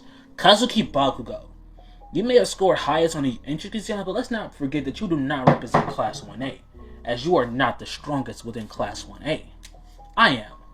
Until Deku was trying to speak, he hears bullshit. And he would turn, and Todoroki's like walking up. Okay, then we'll just find out in UA entrance exams which one of us is really the strongest. But let's just keep it real. We all know it's gonna be me. And as this was said, Deku just has a little smirk on his face. And trust me, you're gonna find out, Shoto. As if you're any stronger than Shoto, Izuku. As this was said, Deku and Todoroki would both turn in annoyance, as both of them see Endeavor just yelling at shit at the top of his lungs in the crowd. And at the same exact time, him and Todoroki would say, "Shut up, Endeavor!" And this just causes the people in the crowd like, oh, shit. Okay, guys, I'm going to do something that was never done before, but I'm not going to really spoil it quite yet. But just know, the match is going to be pretty interesting. Anyway, so that being said, we cut on over towards the race. The race will begin, and as soon as the race begins, Deku creates a water surfboard, steps on that mud, zoom, zooms clean off. Instantly, he begins to zoom on his water surfboard, easily bypassing literally everyone that comes near him, everyone that's in the way. He zooms past him. Every obstacle, Deku's able to zoom over it, like he's literally just flying over all the obstacles. And if he isn't on the surfboard, he would just be flying with water wings. It really didn't matter. I could have just made him teleport to the end, but Deku isn't stupid. Something's off about this race, and he was not going to get first place. So he begins to slow himself down on purpose, and towards whenever the end is coming up, Deku would stop. And boom, mind y'all, before this, All Might told Deku that he could probably only handle around 40% One For All. Now Deku's certain that he could probably do a little bit more than that, because All Might said his bones would break. Like, his bone didn't break, it just got a little sprained. which means that he could probably handle way more than 40. But for now, Deku thinks he believes, theorizes that it's probably about 50. Of course, you guys know it's not 50. It's 60. He can handle 60%. But freedom, freedom, I can't move. Freedom, freedom too. I definitely said the wrong lyrics. Then I don't care, guys. My Black History program was amazing, and I've been having straight Negro songs in my head. That sounded racist, but I'm black. I can say it. I can say it. Okay, so straight black people songs, straight heritage, my heritage. Music has been in my head this entire time. It's so hard for me right now not to burst out and start singing and lift every voice and sing. It is so hard for me not to like just randomly blurt out just music, okay? Like, so it's about like 10 times I almost says days never finished. Master got me working. Anyways, happy Black History Month. Let me keep this bitch going. Deku was in. Anyways, Deku was seen standing at the end when Bakugo decides to be a dumbass and flies past him getting first place. As that happens, immediately Bakugo begins to talk cash money shit, saying that he's better than Deku. And obviously enough the damn nerd wasn't gonna get first place to fucking, he said he didn't call him the fucking splat. He calls him, I don't know. He calls him water gun. He says the fucking water gun wasn't gonna get first because he's better than that fucking worthless ass water hose. And as this was said, Deku just slowly starts tilting his head like he's about to swing on Bakugo. And it takes everything in his power not to do so. But he breathes in, breathes out. Good job, Bakugo. Good job, man. What? I said good job. You're not gonna... I don't care for real. Fucking bitch. Bakugo to say. That was like, bro, I literally can't win with this guy. It's so hard not to bust him in his shit right now. And as I was said, Bakugo ears were perked up. It's so hard not to what? You think you're gonna do something to me? Do it then, nerd! Deku just turns around and swings instantly. And as this happens, President says, whoa, not now, contestants. Wait up now, dukes, because we got something a lot more important coming up. Cut the cameras. President Reich proceeds to cut the cameras as he proceeds to walk down there. If either one of you fight, disqualified immediately. But don't worry, you have a couple seconds before you actually can fight. So, you know, we're going to go to commercial break real quick, and we'll be right back. Purified drinking water. Have you ever had some excellent water? Water so good that it just makes everything cringe. Like water so good that you can feel it flow throughout your body. Try Clover Valley purified water. Now back. Anyways, the match will start. Deku's team is going to consist of Deku, Toya, who's the entire time Deku's been flirting with. But Deku, Toya, Tsukiyomi, Kirishima, and for, I don't know, humanity's sake, Shino, because why the fuck not? And this is Deku's team. Deku sees the team, he's just like, alright, we got this. And they do in fact have it. Bakugo, who has the 1 million headband, doesn't care about nobody else because he knows no matter what happens, he's going to get first place. So he comes flying in towards Deku and goes in for an explosion. Deku proceeds to lift up his hand as a wave of water rises up and proceeds to slap Bakugo into the air. Deku then proceeds to grab said water, throw it onto the ground. The water, the water bounces up, launches Deku into the air. As he then would spin, water would coat around his foot as he kicks this man with all his might and strength, and it beats him straight to that ground. He kicks him straight to the ground. With Bakugo literally like falling over, Bakugo proceeds to like dead ass roll over. Ouch. And Deku proceeds to look at him just like literally sad. As his headband literally just flies off his head and into Deku's hand. This is gonna be interesting. We now time skip. Deku is now finished, and with this being said, we're going to skip past all the lane matches, and we're going to cut on over towards the final match. And yes, I said the final match. You would see President Mike looking onward. This here will consist of a triple threat match in between Kazuki Bakugo, Izuku Midoriya, and Shoto Todoroki, all competing for first place. The first one to be eliminated would, of course, gain third place. Second would, in fact, gain second place. While the last one standing within this ring, whether that is conscious or unconscious, will gain first place.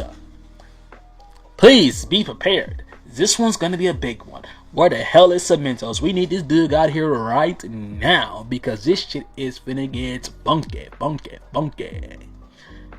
I know that was cornet. Let's start.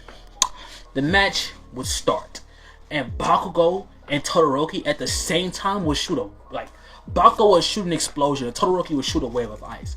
As it happens, Deku proceeds to jump over both of their attacks, and with the heat from his explosion melting Todoroki's ice, this now gives Deku a supply of water, who proceeds to literally wave its hands downward, and the wave of water just smacks right into Todoroki. As it hits Todoroki will freeze the water on contact, as he then proceeds to turn around and fire a blast of fire towards Deku. The fire comes flying in towards Deku. As he sees Deku, like, are y'all just jumping me? It's a triple threat! As this is said, Bakugo hears it and he's like, oh yeah. And he turns around and throws an explosion at Todoroki before shooting one to the ground. His explosion will hit Todoroki whilst his other one will lift him into the air, literally spinning him as he does so. And he proceeds to hit Todoroki with a spin, if you guys watch that video, he basically hit him with a flying solo that slams his head into the mat. As soon as that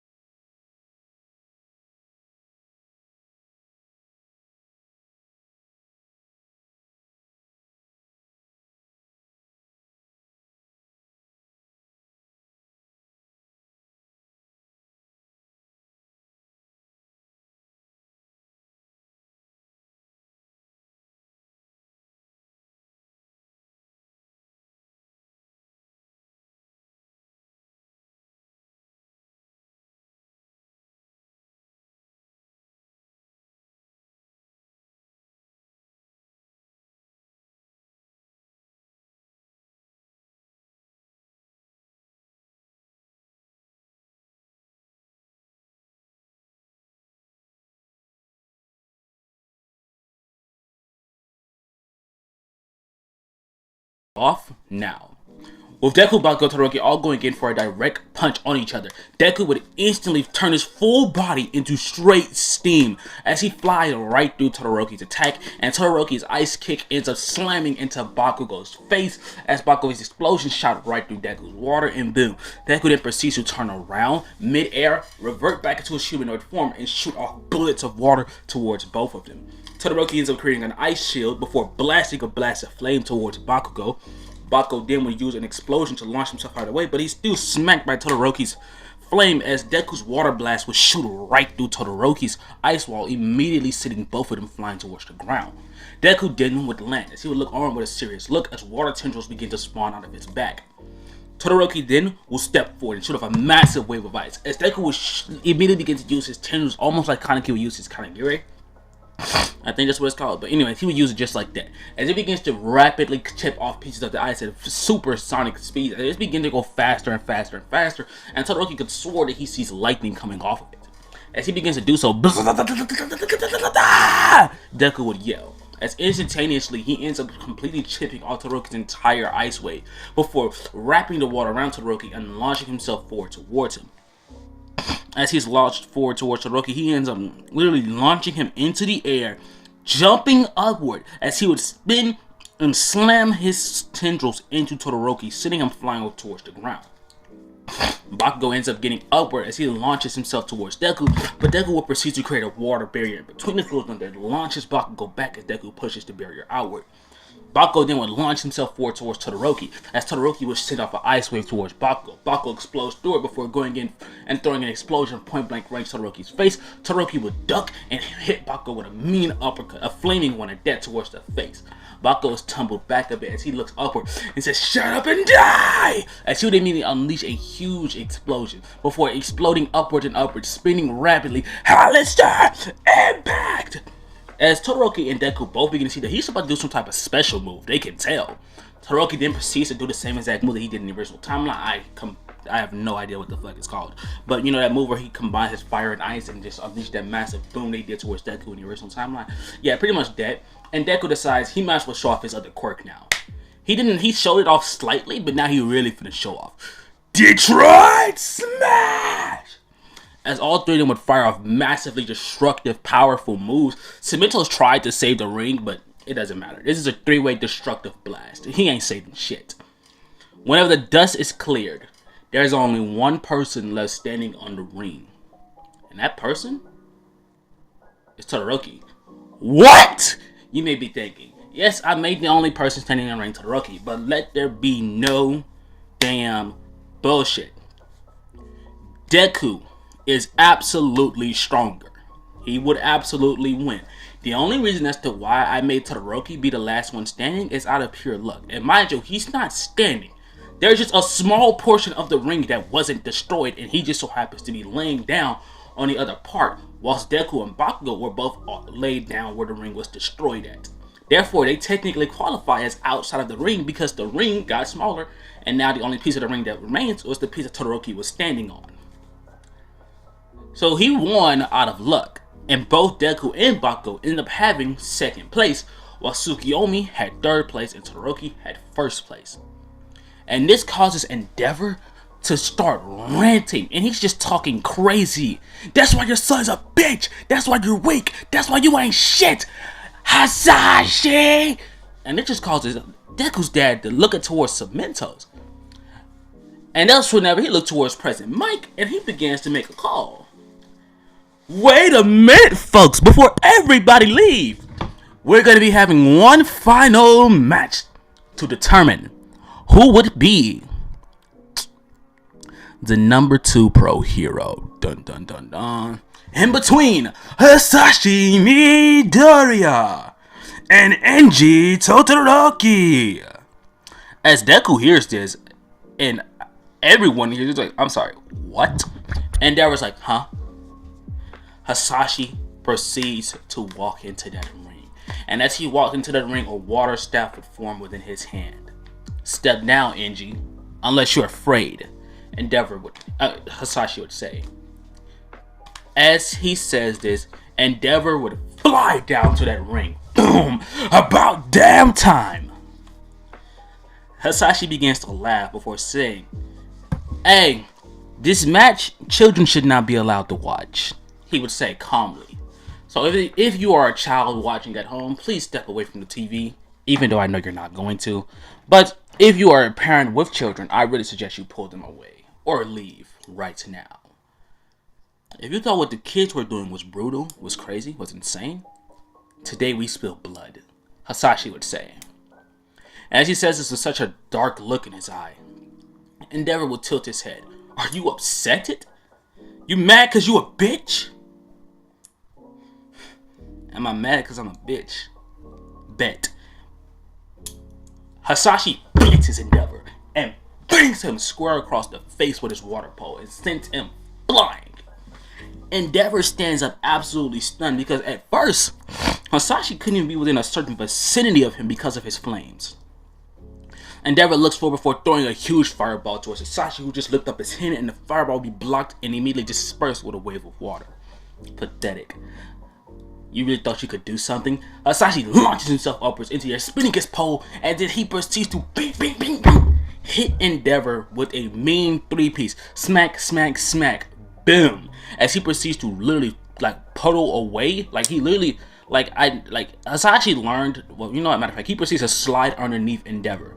As in he proceeds to jump upwards, spin, and hit him with a hydro-infused backflip kick. Endeavor head then smacks into the ring. As Endeavor looks upward, he then goes in and he uppercuts Hisashi. Using a flash fire fist, he sends him flying. But that's whenever Hisashi gets upward and immediately unleashes a wave fist, unleashing a massive fist in Goshen water that slams into Endeavor. Endeavor realizes something very quickly. His flames just got put out, and he looked upward confused. Have you yet to realize our quirks are the only quirks on the planet that can actually interfere with one another? Any other basic water quirk would never be able to put out your flames, but my son? Me? Hell, even my wife can put out your fire. Okay, you said it like your wife is weak. Your wife was straight up a badass back in the day. Yeah, that's not what I'm saying. I'm saying that her quirk can interfere with her, you fucking dumbass. Okay, but you said even your wife as if like it's kind of an insult. No, it isn't a fucking insult. Coming from an abuser, you can't talk. I'm just saying, like you said even your wife as if your wife ain't shit. I mean, my wife is a badass. Yeah, one that you fucking abused. Oh, do I need to reveal that? Do I need to say it louder for everyone in the crowd to hear?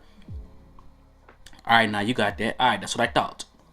Endeavor proceeds to headbutt Hisashi before conjuring up a flaming spear as he throws that bitch. Hisashi jumps backward and would immediately throw his staff as immediately both of their attacks would clash, unleashing a cloud of steam. With Hisashi rushing in because he's so used to being in boiler rooms, he just got used to the steam at this point. Runs inside as he jumps upwards and immediately throws another water kick. But Endeavor would throw a flaming kick at the same exact time and they would clash kicks. And the only thing people in the crowd can see is just blue lights and like orange lights flowing throughout the steam everywhere. You see Endeavor going in for and Hisashi, both hand-to-hand combat. One of the best fight scenes you can imagine, and I'm not going to explain it because I can't explain it. But just know, Hisashi throws a punch, Endeavor parries, Endeavor throws a punch, Hisashi parries, he throws a kick. Hisashi ends up striking Endeavor directly in the guts, Endeavor ends up uppercutting Hisashi directly, you know, and then Hisashi proceeds to headbutt Endeavor, as Endeavor then proceeds to elbow Hisashi in the stomach 2 times, proceeds to uppercut Hisashi. Hisashi jumps backward and proceeds to shoot a torrent of water. Basically, something like that, you know, a little something. I low-key feel like that's kind of cool. If it was animated, it would be better. But you know, I don't know how to animate. So the king lied. Time skip. Well, there's totally no animation coming out sooner or later. That's totally no lie. I haven't been really recording lately. Anyways. Deku. Oh, my bad. Still on Endeavor and Hisashi. Hisashi proceeds to charge forward as he proceeds to literally respawn his water spear, well, his water pole, as it begins to spin violently. I had enough of this. Reign of the Water Dragon! Hisashi would proceed to say, as he would then point that spinning water pole upwards as a massive torrent of water explodes out of it that then would morph into a horrific water dragon that rains down onto Endeavor. Endeavor sees this and instantly goes, Prominence Burn! Well, no, Prominence Flash, I think. Yeah, Prominence Flash. He would explode forward, unleashing all of his flame, but his flame is overcome by water. As in the end, the dust is cleared and you see Endeavor laid out in a crater in the ring, unconscious and unmoving. And there you see Hisashi standing over him doing the All Might pose. And from there, the crowd goes wild. Hisashi then would say, who said we're done here? He proceeds to pick Endeavor up. He then would say, if you ever come near my family with any of that bullshit again, wake up. Endeavor, like he literally like he would say, "Wake up, Endeavor," but Endeavor's still laid out. Okay, little cuz, he want to stay asleep. I gotcha. Hisashi then proceeds to form his water pole, but did it with morph into a spear as he slams it into Endeavor's stomach. And from the pain, bro shoots awake. Ah! Now, I'm gonna say this one more time. If you ever insult my family again, if you ever come near my family with any of that bullshit again, I'll kill you. Are we understood? I intended for this match to be much more brutal, but I decided, kids will still watch, no matter what. So I'm not gonna do those children that way. But you, any place, anytime, we can handle this again, and I'll destroy your ass again. As Hisashi throws Endeavor down, Endeavor could do nothing but just look at him. You're pathetic, Hisashi. I'm pathetic. How's Toya, Endeavor? Exactly. And you're such a fool you wouldn't recognize him even if you've seen him. Good thing I did, he would say as he walked off. I know what y'all thinking. I'm sorry, what? What does that mean? I'm sorry, explain. Explain? Flashback. You'll see a young Dabi. After. Okay, so I almost said manga spoilers, but I realized his backstory is animated. So, not manga spoilers anymore. But you see a young Dabi. After leaving the hospital. And you see him all alone. All for one at this point still not believing in him at all. You saw Hisashi, who was sitting there in a bar, and he's sworn he's seen white hair walk by. But that face, that face was just too rememberable. He walks out there, and he looks forward as he sees Dabi. He then begins to think all and over and over again about Endeavor's son that died. He walks upwards towards him. Hey kid, are you okay? You're walking like you're injured and you seem to be wearing hospital robes. This causes Dabi to stop in his tracks. He would turn. For a minute there, fear just flows throughout his entire body. He knows who Hisashi is, and well, he's already faced Hisashi's eldest son. And let's just say this, he won that fight.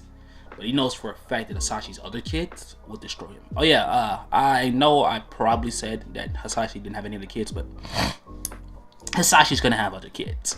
Because why not? Him and Inko are gonna have other children. Deku just so happened to be born with the best quirk. And it's not a Todoroki situation, like the other kids were all complete accidents. Deku was the one that was planned. I want to say he has like 2 other kids. He has a daughter who's going to be powerful. She has an ice quirk, lucky. And he has a son who's going to be powerful. He has a water quirk. So, yeah. Anyways, then there's Deku, who's going to have a combination of both their quirks. But I just spoiled the ice powers. It doesn't matter. Y'all were probably predicting that anyways. But, yeah, anyways, back on to what I was saying. He sees him, and he would immediately bend down. Are you? In case you guys were wondering, that silence, he stopped, looked at him, stopped, looked at him again, and Endeavor, and he just witnesses Dabi just take off running. But he shoots a water hand and grabs him instantly. Get your ass over here, Toya. And he's like, how did you recognize me? I'm not an idiot. Hisashi proceeds to just call the water as he just drags him back here. Where have you been? I have to bring you back to your family. I don't want to go back. He would yell, I'll never go back. As he proceeds to just turn around and activate cremation. As he would throw a blast of fire forward, Hisashi immediately dodges. Damn, that fire's hot. As Dabi would shoot forward and go after blast after blast after blast of fire. But Hisashi's not dealing with that shit. He would weave all throughout the way as he jumps forward and makes him on the side of the neck, knocking him dead unconscious. He knew for a fact that if he wouldn't have acted quickly, Dabi probably would have overpowered him. And it's not because he's stronger, it's because Dabi's fire is the strongest fire on the planet. And well, simply put, at this point in time, Hisashi does not have a big enough challenge for heat yet. So he would have lost. He would have lost. Off of just pure kryptonite, basically. But he takes Toya home and puts quirk restraining. Basically, he basically put a quirk restraining shot into Dabi for a while. And after doing this, Dabi ends up waking up. And when he does, he realizes he's in a bed, he's comfy, he sees food right in front of him, and it says, get well, kid. Please don't crash out again. Please, please, please, please, please, please. If you do, my daughter or my son will beat your ass. And with that being said, he's just like, what the fuck? And he ends up waiting a couple of hours. Like, bro does not leave that room. Like, people come in and check on him, but he don't know who these people are. They're none of the Midoriyas. Because Inko doesn't even know he's in the fucking house, and Hisashi the kids doesn't even know he's in the fucking house. Like, no one knows he's in the house. That isn't too. Hisashi pulled up on Endeavor at his house, walks inside, drags this man out, and proceeds to explain everything. And Endeavor don't believe shit he said and slams the door in his face. Never listened. And Hisashi has tried several times for several years, but Endeavor never believed him. Always assumed he was being crazy. And actually, like, one day he actually beat the dog shit out of Hisashi. And this was before Hisashi could, really tolerate the flames. He actually tried to kill him. Like, he damn nearly killed Hisashi. Doesn't matter, because, Hisashi was telling the truth, my nigga. Your son is at my house. That nigga is alive. But, Endeavor's Endeavor. He's a dumbass. He's a crash out, He wasn't going to listen. So, Hisashi low-key just gave up on trying to even tell him that Toya's alive. Until now. And we cut on over towards, Toya older. He's much older now. Anyways, we just cutting over towards the forest training arc. I'm gonna be honest. Actually, no, we're gonna cut on over towards the All Might fight first. So, class 1, everything's going up to like canon. Pick the hero names, blah blah blah blah blah blah blah blah blah blah blah blah. All Might and Todoroki. All Might and Deku versus Todoroki. All Might versus Todoroki and Deku. As Deku sees it, he would think, fuck. Alright, fine. We'll work together. The match will begin. Now, as soon as the match begins, everyone is expecting something crazy. But Deku just looks towards Todoroki. Why are we always beefing? I don't know. That's how I was raised. Okay, but it's stupid. We're beefing over the legacy of a man that died 200 years ago. We're constantly beefing behind our great-great-grandfather's legacies? We're cousins. We're not even that far not related. We're literally, 4th gen cousins or some shit? Yeah, like, we're still pretty close in kinship, you would say. Why are we beefing? Because it's what we were raised on. And you still want to beef behind something stupid, behind a legacy that neither one of us care about. And as he says this, it's caused Todoroki just to stop. Do you really care about anything that Endeavor says? Of course not. Then why are you listening to this to this retarded ass beef? Well, cause you are. No, I'm not. I never was. I was raised to be the strongest. Growing up as a little kid, I just had that attitude. I was a dick. But that doesn't mean at any point I ever cared about the stupid fucking legacy. I always viewed it as a waste of my time. Why would I care?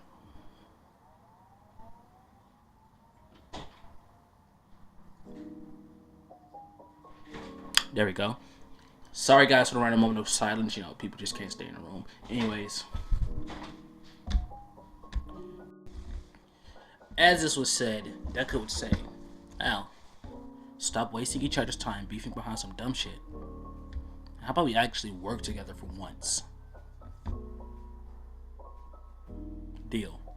As Todoroki and Deku would look forward, both of them would immediately shoot off a blast. As Deku would shoot a torrent of water, but this time, he feels one for all into it, making it much more massive than what Todoroki and All Might were both expecting. It's a huge torrent of water, like about the same exact size of Todoroki's Power Force Ice Blast.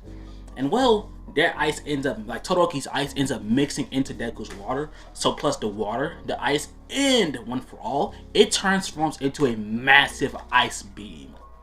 As All Might sees the attack coming, he thinks he can tank this shit for some dumbass reason. Actually, no. All Might dodges out of the way because that's just fucking crazy. And he witnesses it completely freeze over. That actually freezes over the entirety of the landscape they were just about to fight on. And All Might just turns. The fuck? And Deku says, huh? He just looked at his hands confused. Did I do that?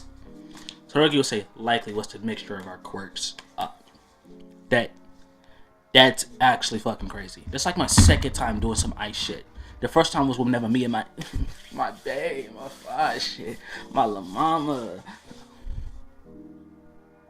We get it. You're dating Tania. We all fucking know. I'm just saying, that's my little shit. You know, that's my bitch for real, bro. Like the things I will do. All right, we get it. Okay. My bad, broski. My bad, broski. Calm down. Don't pull out the 9. Don't pull out the 9. Gangski, Gamanamanana, Gina Kamakanta, Kulamanamano, La Shindeo, Malatoso. Okay, broski, shut the fuck up. Okay, jeez. Fucking angry ass bitch. The fuck you call? Anyways, Deku proceeds to launch himself forward, and as soon as bro does so, he proceeds to jump up, spin, and he proceeds to do hydro kick. He says, "Did you really just copy your dad, boy?" All Might proceeds to duck. Well, he proceeds to step and duck that kick. As Deku's kick hits the ground, All Might bangs him dead in the guts. What the fuck? Deku would say as he is sent blind. Todoroki sees this shit and he turns like, oh hell no. And he proceeds to immediately slide out of there. But All Might booms off him. And he too fast for the ice to even slip him. Like he's so fast, like he doesn't even slip on ice, he actually destroys the ice. And he proceeds to literally grab Todoroki, jump upward, and throw him to the ground. Todoroki is immediately slapping him like, damn, oh shit. Bro falls to his, he gets up and immediately falls to his knee. Oh shit. What the fuck? Fuck. Oh my god, that motherfucker's a demon. Oh shit, he's a fucking demon. What is wrong with you? I'm a child. As All Might is prepared to, he rushes forward, Deku teleports in front of him, forms a water gauntlet with spikes on it, and punches All Might in the gut. And All Might just stands there. Really, dude? You see what had happened detonate. Deku says he jumps backwards in the water gauntlet with boom! And All Might is actually blown back by the explosion. And Bakugo's like, the fuck? Did he just make an explosion? How did he do that? Deku then would smirk. I finally learned how dad does it. What the fuck? Todoroki said, did you just make water fucking explode? How is that even possible? How? I don't know how the fuck I does it. I don't have a scientific explanation. I just make the water molecules just expand rapidly until they boom. But that's supposed to make steam. How does it make steam and not blow up? How does it make steam and how does it blow up and not make steam? I'm confused. Stop trying to feed into it. It doesn't make sense. It's a quirk. It never makes sense. As Echo proceeds to duck and he proceeds to literally flip All Might over, Todoroki then proceeds to blast him with a wave of fire. All Might burns on his back as he proceeds to slide mid-air. He starts spinning because mind y'all, he's still mid-air. He starts spinning and the fire and the water both is slung all of him as he booms forward and goes in for a punch. But Deku uses 40% one for all, zips forward and immediately uppercuts All Might. Wait a damn minute. Did I just skip the intern? Holy shit, you know what? I'm just gonna make the internships a flashback. Anyways, back to what I was doing. He booms him into the air, jumps upward, spins, and elbows Todoroki square across the jaw. Where from there, he would zoom forward and mink, hit Deku with an order, punch and send him flying. Deku then What's up, guys? King Crisis here. He proceeds to teleport in front of him and say, honestly, we ain't doing this shit today. Didn't really think I was going to get to a part 3 on this. As he proceeds to unleash a full power. And as I got done recording part 2, I see people requesting part 3. I mean, for a part 2. And, you know, I didn't upload it yet. Almighty flying. That being said, since people are already requesting for a part 2, I went ahead and recorded part 2. Decided I'm recording part 3 immediately after. Laid out. So defeated. Let's start this video. Todoroki sees and she's like, there's no way. Video starts off where no, last left off. Help me freeze him. Make get home and explain as Todoroki proceeds to immediately, they will combine the movement same thing in the original timeline. Well, same thing they did at the very beginning of the fight, and they froze over All Might before he could get up. Deku and him then would like Hisashi take off full speed towards that finish line. You know, now says, "Jeez, think about the fair." This whole this causes Deku to actually low-key starts thinking about. She says, "Yeah." flashback. And it actually continues Deku still ends to up be training with going Grand through Toya as he would have in the original timeline. Which means the cut train on still over ends up towards getting class attacked when by they getting Nomu. on the bus. Difference is though, as everyone is loading up and Deku's heading actually towards do USJ, they begin to discuss also another big difference is it comes down splits his internship.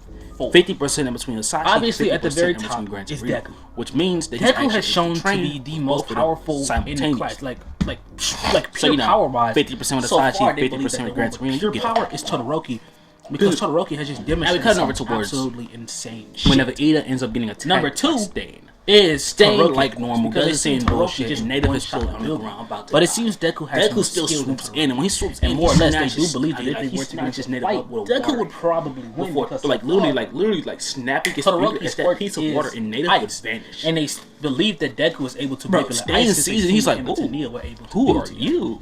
So they believe that Deku probably could just do that now. They aren't really sure.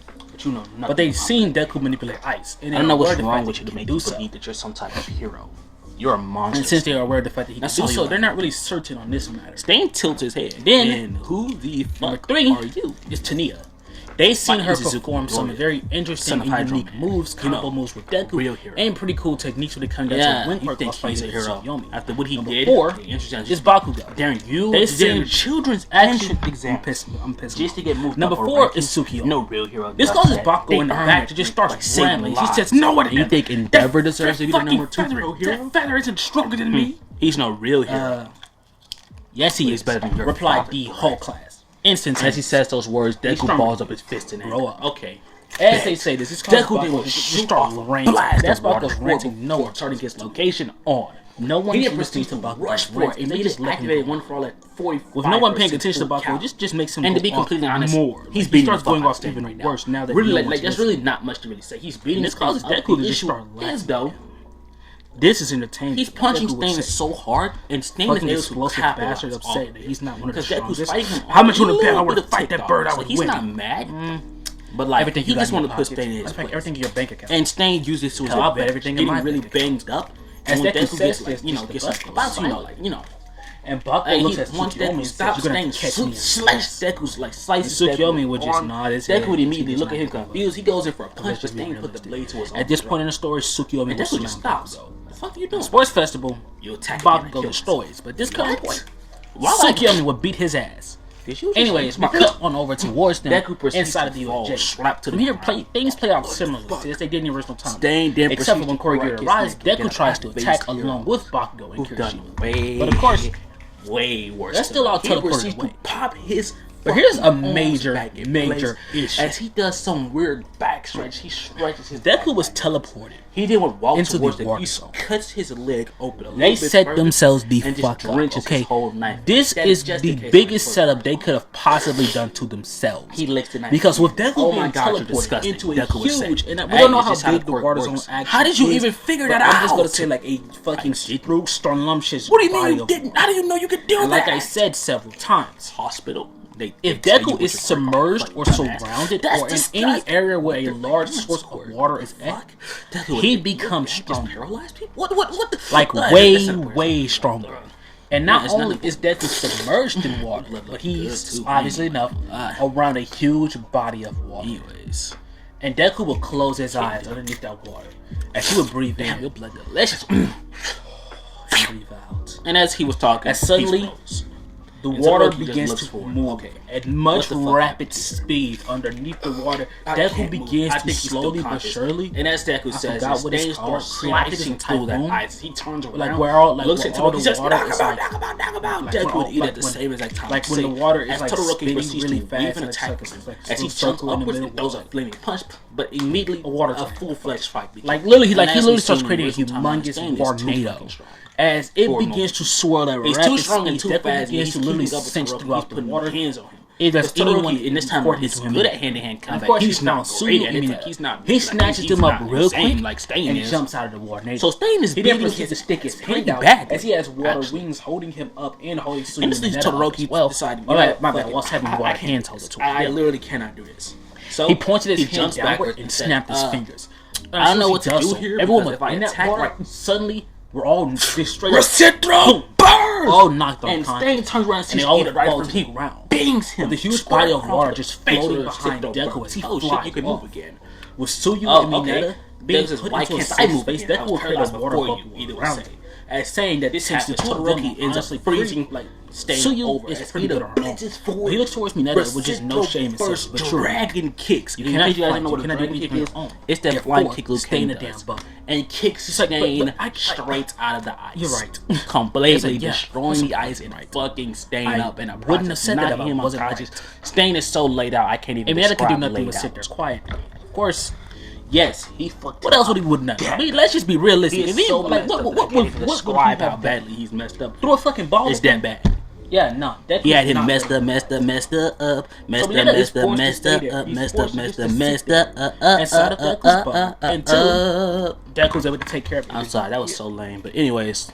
The battle he beat him up pretty bad. Is basically what I'm saying. As that one little kick, he took him down. The Nomu is struck. He didn't proceed to stand up. 10 times the size of its stand up. As the Nomu is saying, "My people with me together." And now, normally when Deku's around losing source of water, his pupils will become blue. Deku's whole entire eye is not only glowing blue, but they're glowing white in. Him and Todoroki. So basically, his eyes turn white with blue shade towards the UA training. He didn't with just honestly, I'm gonna say training camp is basically the same. The difference is there's a water area this time around. And Koda doesn't punch Deku in his shit because that's his cousin. Deku didn't shoot a massive he's actually the only water. Person that's like Deku's towards the person that Koda get nice to. But Deku's gear was popped. Everyone just sees the little bond and the water flows through. And they just start questioning. Like, they just question Deku. So how you know this? That's Kota Midoriya. And proceeds to close his portal. Cousin. Oh shit. And Deku would say. And as soon as he says this, the Nomu gets up. This cause everyone to go quiet. No. I'm lost. Boom, cousin. The Nomu blitzes and shit. Did I not just say that? Deku is sent. I'm just saying, like it's just so like he said flying and he just slams onto the ground. And he's literally like he's hit so hard that he drags across the ground. Well, I'm sorry that I just were not expecting. It gets up and just roars. Okay, shut up. Time skip. Deku ends up bringing Koda some food at the mountaintop. From there, he would see Muscular. Deku would say, strong kid. That thing is fucking disgusting. The Nomu comes running in. As it just Deku sees Muscular. Like, he grabs the Deku who slowly stood up and proceeds to slam his head into the concrete. Full speed. Unleashes a 65% Deku will lift up his hand because there's still some punches Muscular square form a water blade and he slams it into the Nomu's stomach, but the Nomu just he crashes into the wall. It literally starts releasing his teeth forward in order to bite. As this happens, Aizawa proceeds to like wrap his bandage. Sure you could have handled the off of him, but from there Aizawa is snatched by Shigaraki. Yeah, he's Shigaraki goes in and he proceeds to place a palm on Aizawa's cracks. Okay. As it happens, Aizawa begins to decay. Rapid. I like this. And well, I like it when they're strong. Deku sees what's happening. He sees Aizawa dying toward Deku. Very booms him dead in the stomach. And Deku in a like he's sent flying. He almost fall off the cliff actually. But steam would pour off immediately Deku's body. Water as like water he binged. Uppercut the Nomu. I don't need zoom forward. Tackled Shigaraki. Yeah, but like you were Shigaraki against the go now. As he sees Aizawa bleeding. And Koda hears he's okay. Koda takes off. You know what? I'm gonna take the whole scene. I'm sorry, but I felt like if Shigaraki would have grabbed Aizawa from his head, he would have died instantly. So I'm just gonna say like he palmed Aizawa's hand and slowly begins to decay his hand. Smell his arm. Cause like you were smelling my. The water made him fucking decay from the head. No, that's not how I meant that. I want to kill him, and I'm saying he started with his hand. You know, because why not? Just like this is Deku still doing what I just did, but you know, it's like off pure instinct. The water hose. As this happens, Deku would stand up. That was you. And he proceeds to start shooting a blast of water to the lady messed my eye. And the Nomu begins to swat all the ways away before conjuring before punching Deku yet again. Deku jumps upward, spins, and goes in for a punch, but the Nomu will catch Deku and slam him onto the ground. Blood begins to pour from Deku's body. Muscular would zoom forward, and as he goes in for a punch, and to be honest, guys, to the USJ would explode. This fight plays out very similar to there will be all the because even with Deku's water power, amongst those pros will be Deku's father. Muscular he sees Deku in a brutal, up to like bloody and battered state. And before All Might or any of the heroes can react, which means that Hisashi launched forward, immediately forming a gigantic water fist. This version of Deku to go on more or less. And instead of him having a one for all moment, square across Quirk fully awakens. And the Nomu and Deku proceeds to not only get full recovery. Why? As it sent flying, Hisashi would lift up his hand cover, bunch of basic water bending killing. How did he do that? I don't fucking know. Slamming blades all into. And then he proceeds. You see Deku bleeding out on the ground as the Nomu has a bunch of water sources impaled. Like he goes in, and Muscular's entire body bend down, begins to freeze. But that's to happen. Hisashi, as then Hisashi proceeds to look out of the corner of his eye, and Nomu's coming to give a punch, but he punches and completely blows this man off. The Nomu as Hisashi lifts up his hand, and the Nomu is just thrown back by the barrier, literally exploding. And he doesn't care. Deku is now covered in blood after doing so. He doesn't care though. He booms off. And immediately goes to alert Izuku. And he explains everything to Aizawa, but Aizawa's feelings are already there. So Deku booms into the forge. Like a little wave of water, like water begins to form every villain there. Right? And due to Dabi zooming, being like this time around with the villains, skating this causes a bigger issue because they low-key needed Dabi to be like, help. Although but he ain't here in this timeline, so shock absorption. They're cooked. The villains are cooked. They get absolutely laid out so badly that you cannot even shock absorption isn't gonna work when you're drowning the entire time you're fighting. And this time around, they're still drowning it from the inside out. So he shoots water swords. The water swords, because I'm pretty sure he took Tsukuyomi as well. Because but it can just regenerate. But the issue is the water. But he says getting inside of its body. Not just to say Hisashi is literally just handling the Nomu in the most disrespectful way. Bakugo still gets captured. Hisashi's everything is equivalent to plays out like canon until the All For One fight. And Deku seeing All For One, seeing the immense. But that's at least bring out water in his suit. Thanks to using said water in his suit, he can still manipulate the water even while. And Deku decides that even if he uses even if it hurts him, he takes a lot more focus. Now he can regenerate. It don't matter because Hisashi, and sometimes he's putting these hands on him. He can regenerate from not only is Hisashi's water, and he also now learned how to control ice, how to create and manipulate clouds. So basically, he can control the density water molecules itself, and not only can't control blood. He can make his water basically everything. He can control basically every other currently water there is, and also control the density of whatever it is. So anything I make, he also now aside from teleporting, turning into water, and what I'm going to make Deku be capable of doing, except for the steam. He can make the clouds shoot blasts of thunder. But aside from the things I'm going to have him will do later on, everything that Deku can do in the beginning, Hisashi's going to be able to do the entire series. See, that sounded really good until I and I may give him new powers every once in a while. Yeah, I know y'all heard it sounded really good, so I did a skip part. Hisashi ends up dunking a punch from Nomu. As he would form a water spear, Deku booms off. Booms off. Slicing his arms, zips in his legs. As soon as he zips in that bitch, he proceeds to jump upward. And as he goes in, he's thinking he proceeds to bing off of him. Shigaraki says, all I hit him with the killed it. All I don't look her. And that's just Hisashi would explode Shigaraki as ice begins to form all around his arm and around his legs. He crushes his neck as he begins to finish off Deku. And as soon as that happens, Hisashi shoots water chains that wrap watery ice, and with no hesitation, he grabs that water spear. Using said chains, he reels the Nomu. All Might sees it and he's like, what the fuck is that? The spear into Nomu's brain. What? Instantly, the spear proceeds to explode afterwards. All four mistakes you and Hisashi looked onward with a look of just pure darkness. Does the world know quite yet? Know about your power, All Might? He was the world just so cold. My power, and Shigaraki All Might. All For One would say, as he looks forward, badass, and a member of the Midoriya just no less. Your grandfather, he would say, so blunt, took my power away from I'm next, huh? Okay, seriously, he didn't even get your fucking. He didn't even get the Quirk. And Shigaraki, trust me, I know that. But he took something precious from me. Yeah, with Shigaraki gone, and all the villains have been taken care of. Shut up, talking. Shut up. The attack is now over.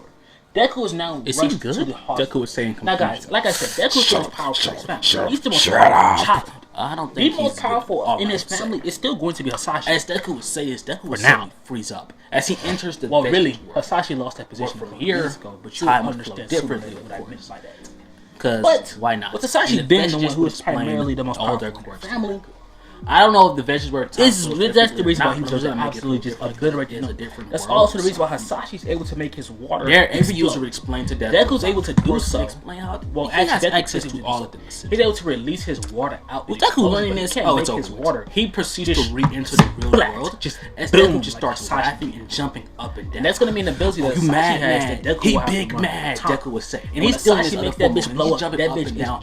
All For One is confused. He literally exploding with Deku's doing. Oh fuck! The only difference is it's not gonna have fire, but instead it has air impact and the pressure and the power that an explosion all man sees is a red orb begins to Hisashi's dead. He starts jumping all around. Anyways, as all man sees, he goes in for the short smash. You see Deku to weave out of the Deku way. Deku, but it's too late. Fuck, chillax. Deku was taking easy, man. Appearing, and he unleashes a you see Deku stupid speeds for one. Spins as he's sitting in his hospital. Mad Hisashi will enter. Wait, are you okay? And all one Am I okay? Am I okay? Deku proceeds to ask right beside him. As you think I was pouring off of Deku? He failed. I lost. I couldn't protect everyone. I couldn't do one. He put my entire life. I fucking lost. I couldn't win. I couldn't beat that thing. Jumping someone is just one of the wildest things that ever happens in the anime. You know, whenever they first jumped off round, that was crazy. Not okay. But this time it's even crazier. Everyone could have died. Jumping off one. If you wouldn't have showed up in time, I would have died. Okay. All for One is getting lit around this place. I'm not okay. I feel like I'm pathetic. No matter what All for One tries, he regenerates. Hisashi would tell him that he's not pathetic. Shigaraki jumps in. He's the future of this their time family. around. Someone he has new to understand as a massive blast of blue fire zoom way more potential. Right now, the only thing that's holding Deku back, actually nothing is. Nothing is holding Deku back. White hair, because Dabi he's just young. His quirk isn't fully developed. Long white hair. He resemble his mother a bit. His quirk doesn't fully white hair, those blue eyes, and guess what? That healed. So my perfectly healed, something to not extra scarred up skin, because why would it? I mean, after all, you produce steam. There's literally no reason for it to be. It's because Deku looking confused. What are you talking his he didn't get those. Hisashi proceeds to show Deku a video with Deku's body steaming and him rising up, flying towards Nomu, and he didn't get what I'm pretty sure last effort to be healed like to protect Aizawa. But you see, fully and to Nomu straight up. Now mind y'all may be wondering, okay, how come put his ass down? The same reason as to why Deku sees that he's like, isn't fire anymore because of the boiler. I don't know how I did that. For Dabi, they turn that bitch up to the max, and even to make things even worse, they put cremation in the tank to make it a new maximum. That way, I'm gonna show you how to make a Hydro. Dabi can become strong enough. That being said, physical body can become strong enough and tolerant enough to handle that heat. Now, when Deku returned back, and well, it was a success. It was what a 100% success. Okay, he is successful. But the class notices that Deku is 120% successful. Everyone notices that, including Aizawa and All Might. That fire strikes. As this happens, All Might calls as Quirk will pop open the portal, and from here, Deku enters the water and snatches All Might Shigaraki right out that portal. He then says, "Handle him now, Dabi." Dabi was zone 4. He proceeds to instantly lock and put this man in a brutal position. Endeavor sees him. He's like, "Toya." I don't know. Toya just doesn't say a word. He just side eyes Endeavor and just leaves Shigaraki in his. I want to be a hero. Doesn't move, doesn't budge. From here, I don't have to rely on. Deku was zoomed forward as he proceeds to immediately yell. No. Hydro Bomb. As immediately he latches onto All for One. All Might proceeds. What I've seen so far, you can't you're do the best. Get the fuck out. Sure, you have as an attitude. Okay, booms off. Feel like everybody there will boom put people in their place. As the explosive, destructive. I'm saying this because I'm not sure if I said he wasn't gonna get one for all. And if I did say that, I changed my goddamn mind. As he proceeds to. As All Might would tell Deku, just think about it. And Deku proceeds to walk. And on national television, Deku walking off, he begins to kill this man. But All for One is Hisashi's powerful. He's dead. The most he could not regenerate in time. Only the number Hydro Bomb is number 1 and that's only in Japan. Nationwide for all. Deku's ice powers, Deku's water powers, his steam powers. It's basically combined with everything Deku top has. 20s. Everything. This causes Deku to stop, turn around, and walk back in the office, and says, "Never mind." He wants to quit. He's dead. And as this happens, All Might explains that. And of course, he gotta eat now his time hair. skip towards Deku in a meeting. Deku would say, "You murdered someone. Fuck in cold blood. Kitty, fuckity. First off, no. Murdered. Almost like strong. But if you eat my hair, you'll get the quirk. Why would the person I so-called murdered was All for One. I don't the most dangerous man on the planet. The most fierce villain to ever live. Young Midoriya. It's the only way. Exchanging DNA. It's the only way, correct? Was no. All Might would not. Regular man. Okay, then we're just gonna do this the easy way. Deku slices, like his hand just slices open, and he proceeds to slice open All Might. Or from there, they would shake hands, and they just awkwardly held hands for a minute until Deku let go. Okay, so there's no reason you should possibly think. With this being said, Deku All for One is over 200 years old. With Deku going home, he goes back into his backyard, which is, by the way, a fucking like a humongous. He murdered more people than anyone. He's probably I think he's his older. backyard is dead as a lake. Actually, their whole house is surrounded by a lake. So when Deku goes into like his backyard, murdered more people that's probably been alive. Train, because Deku trains 24/7. He actually matter of fact, did I do anything he woke up wrong 3 hours you can say I to go did, train. I know I didn't.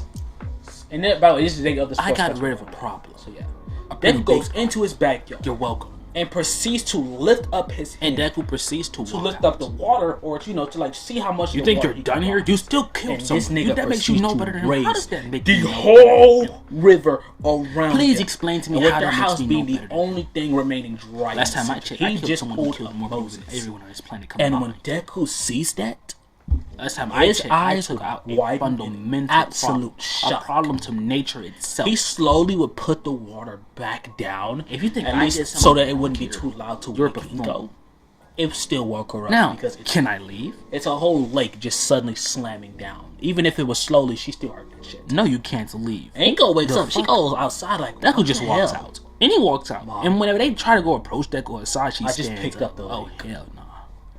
So your dad does that like every day as part of his basic workout routine. Have no, I did that room with to one speak hand. to my son as if he did anything wrong, concerning the fact Inko that just most looks of at you him, have done the same thing. If you know the atrocities that man right there committed. Mom, Dad struggles with that. There's lots I've learned about my son over the past couple Inko's days. Okay, Izuku, I believe you. A lot that most of you will be happy to turns know. around and starts walking away before Deku proceeds to do it, like right in front of her. You're lucky. Everyone here is lucky that you causes were Inko all to stop and turn. If not, maybe it's because of your quirk. All of you will be laid out right now. After all, when you Hisashi would leave. Fight in the U.S. We're not time skipping over towards overhaul arc. But to be honest, there's no point. That's the only explanation we could come up with for this. Just know, Hisashi, Dabi, and All Might, who still has enough power to actually do some things for like the next couple of years now, absolutely destroyed off overhaul. And well, even if you would have shot All Might with the Quirk bullet, it wouldn't matter because All Might already passed one for all on.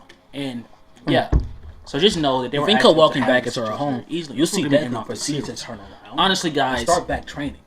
He continues to see what he comment down below the next what if idea. I remember somebody commenting chakra water constructs, more interesting water constructs. You guys, it's Naruto where I have to go back with the comment. Just know, I seen your comment. He literally creates a water grenade, but he starts literally like shooting splashes of water. Might make a few changes. Might strong enough to fucking crush the ground beneath his feet.